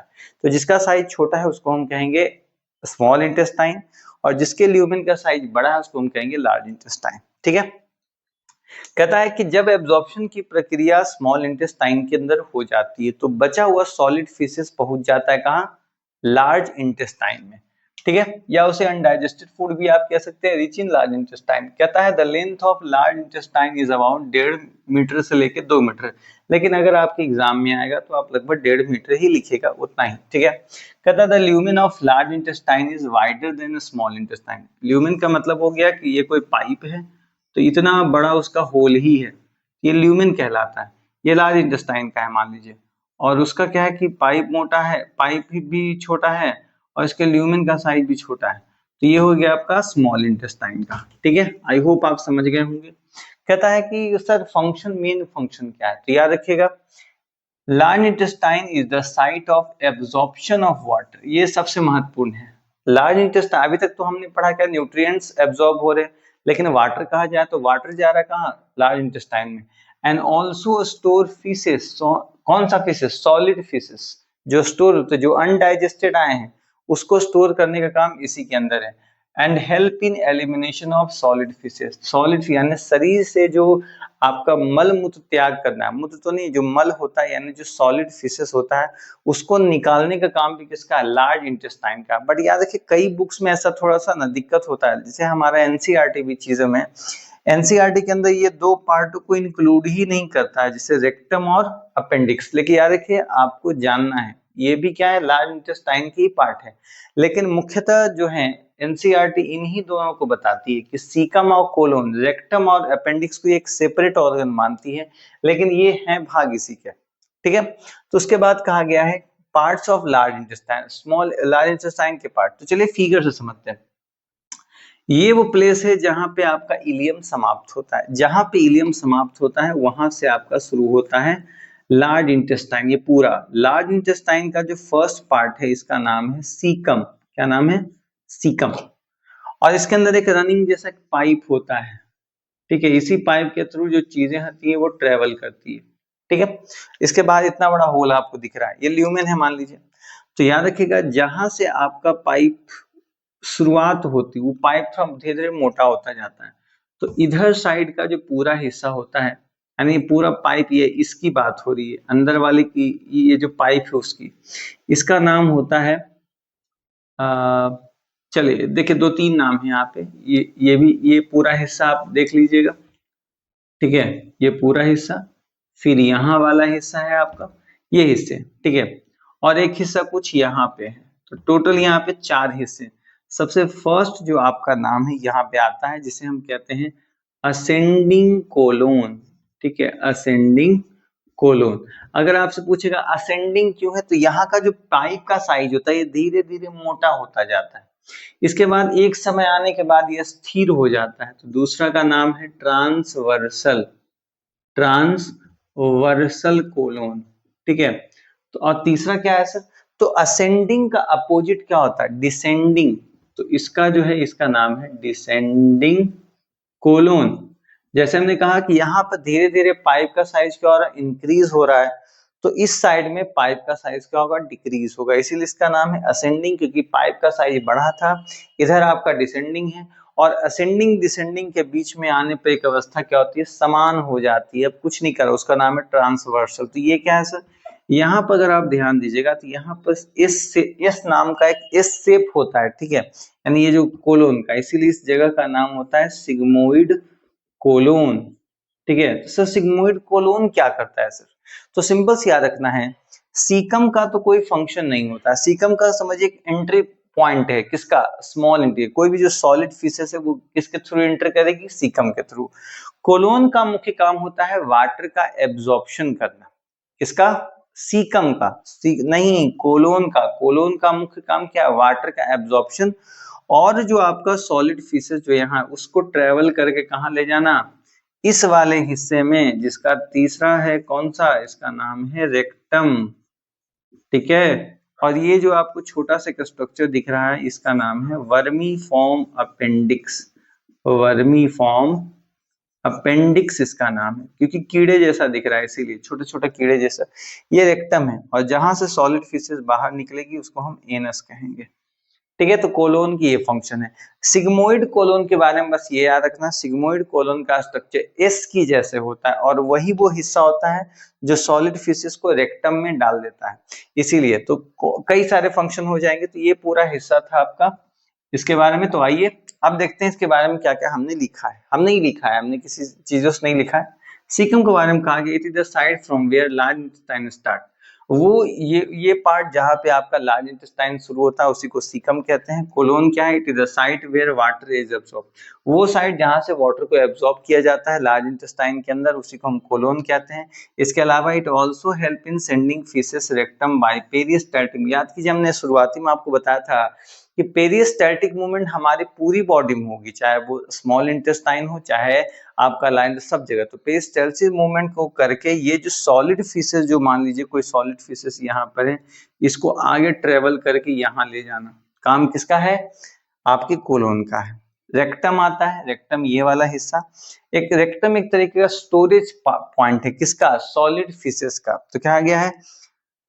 The site where solid faeces are store. वो जगह जहाँ पे सॉलिड फिश या जो मल होता है वो स्टोर होता है, उसी को हम कहते हैं रेक्टम। कहता है the outer opening of rectum is anus from where faeces are removed out from. कहता है कि इसका जो आउटर हिस्सा होता है जहां से चीजें ये बाहर निकलती है उसको एनस कहा जाता है। ठीक है। लेकिन याद रखना हम न्यूट्रिशन के चैप्टर में, यानी जब हम इसको पढ़ते हैं तो इसमें लिक्विड चीजों को हम नहीं एलिमिनेट, लिक्विड चीजों के लिए फिर आपको एक्सक्रीशन पढ़ना पड़ेगा चैप्टर जिसमें लिक्विड चीजों की बात करते हैं। यहाँ पे सिर्फ सॉलिड फिशेस की बात, इसमें किडनी नहीं हो। कई लोग को लगे सर एलिमिनेशन हो रहा है किडनी नहीं है, तो किडनी लिक्विड चीजों को बाहर करती है, सॉलिड वेस्ट को नहीं। अब लास्ट में आता है अपेंडिक्स। देखिए कहता है वेस्टिजियल, ये एक वेस्टिजियल ऑर्गन है जिसके आज के समय में लोगों को जरूरत ही नहीं है, बट आने वाले समय में कहा जाता है कि पहले के जो लोग हुआ करते थे वो कच्चा मांस खाते थे। कच्चा मांस खाते थे तो पेट में कीड़े लगने की समस्या बहुत ज्यादा थी। तो उस समय उनकी बॉडी में डाइजेशन के लिए और उस कीड़ों से बचाने के लिए उनकी बॉडी में वर्मीफॉर्म नाम, अपेंडिक्स नाम का एक ऑर्गन डेवलप हुआ, जो आज भी हमारे शरीर में देखने को मिलता है। लेकिन जैसे ही अपेंडिक्स नाम आता है लोग उसको बीमारी समझ लेते हैं। यह हमारी बॉडी का एक अभिन्न हिस्सा है। ठीक है। अगर ये ना भी रहे तो उससे कोई ज्यादा कुछ फर्क नहीं पड़ेगा, क्योंकि आज का इंसान जो है वो पका हुआ खाना खाना ज्यादा पसंद करता है या वही चीजों को खाता। कच्चा मांस जब खाता तब उसको डाइजेशन में ये हेल्प करता है। लेकिन आज भी कई सारे अगर आप रिसर्च पढ़ेगा तो उसमें ये पता चलेगा कि आज के समय में भी जो है ये काफी ज्यादा प्रयोग हो रहा है, यानी उपयुक्त है हमारी बॉडी के लिए, क्योंकि हमारी बॉडी कई सारी बीमारियों से बचाता है। ठीक है। साथ में कहा क्योंकि ये देखने में किसी कीड़े के जैसा लगता है, इसीलिए इसका पूरा नाम क्या है? वर्मीफॉर्म अपेंडिक्स है। कहता है it protect stomach from bacteria. हमारे बॉडी के यानी अगर मान लो कि इसके अंदर सॉलिड फिशेस जमा हो रहे हैं, अब सॉलिड फिशेस जमा हो रहे हैं तो इसके अंदर कई सारे कीड़े मकोड़े फंगल इन्फेक्शन बहुत सारे हो सकते हैं, तो उसको मारने का काम किसका? अपेंडिक्स का है। अब ये चीज मन में आ सकता है कि एक बात बताइए सर, म्यूकस हमारी बॉडी में जहां जहां पर चीजें होती है वो चिपकता नहीं है। ठीक है। जहां जहां पर म्यूकस का लेयर है, जब ये सॉलिड फिशेस है इसमें तो वाटर की मात्रा एकदम नहीं के बराबर है, तो चीजें तो चिपकनी चाहिए। यानी जो अचानक कैसे चला जाता है, क्योंकि इसके अंदर हम सभी देखते हैं, अगर आटा ही मान लीजिए जब मम्मी आटा गूंथती है तो आटे को अगर आप छूते भी हैं तो आपके हाथ में आटा चिपक जाता है, क्योंकि वो सॉलिड के रूप में, सेमी सॉलिड आप कह सकते हैं। उसी प्रकार से इसमें तो वाटर का मॉलिक्यूल नहीं है तो चीजें तो चिपक जानी चाहिए। तो नॉर्मली याद रखना हमारा स्मॉल इंटेस्टाइन के अंदर विलाई जैसा तो कोई ऑर्गन नहीं है, तो इसके अंदर क्या होता है, कुछ ग्लैंड्स प्रेजेंट होते हैं जो म्यूकस सेक्रेट करते हैं। अगर आपसे ये प्रश्न आ जाएगा लार्ज इंटेस्टाइन क्या सेक्रेट करता है, तो याद रखिए लार्ज इंटेस्टाइन म्यूकस सेक्रेट करता है जो कि फीसेस को वॉल से चिपकने नहीं देता है। ठीक है। यानी बचाता है स्टमक, यानी कह सकते हैं बचाता है किसको? लार्ज इंटेस्टाइन को किसके किससे किससे मतलब स्टिक होने से, किससे? आपके सॉलिड फीसेस से। अब उसको फिर आगे वो भेज देता है किस मूवमेंट के द्वारा? पेरिस्टैटिक मूवमेंट के द्वारा रेक्टम में, रेक्टम से चीजें बाहर आ जाती है।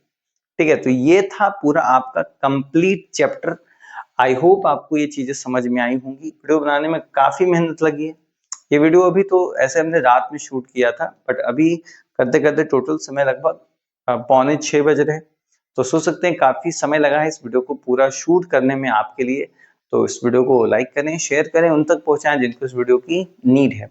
और आपके अगर कोई सवाल है तो आप जो है नीचे आपको एक व्हाट्सएप नंबर दिया गया होगा, आप उस पर जाके हमसे कोई भी सवाल आप पूछ सकते हैं और बाकी चीजों के लिए आप नॉर्मली आप कमेंट भी कर सकते हैं, आपको कमेंट का रिप्लाई जरूर मिलेगा।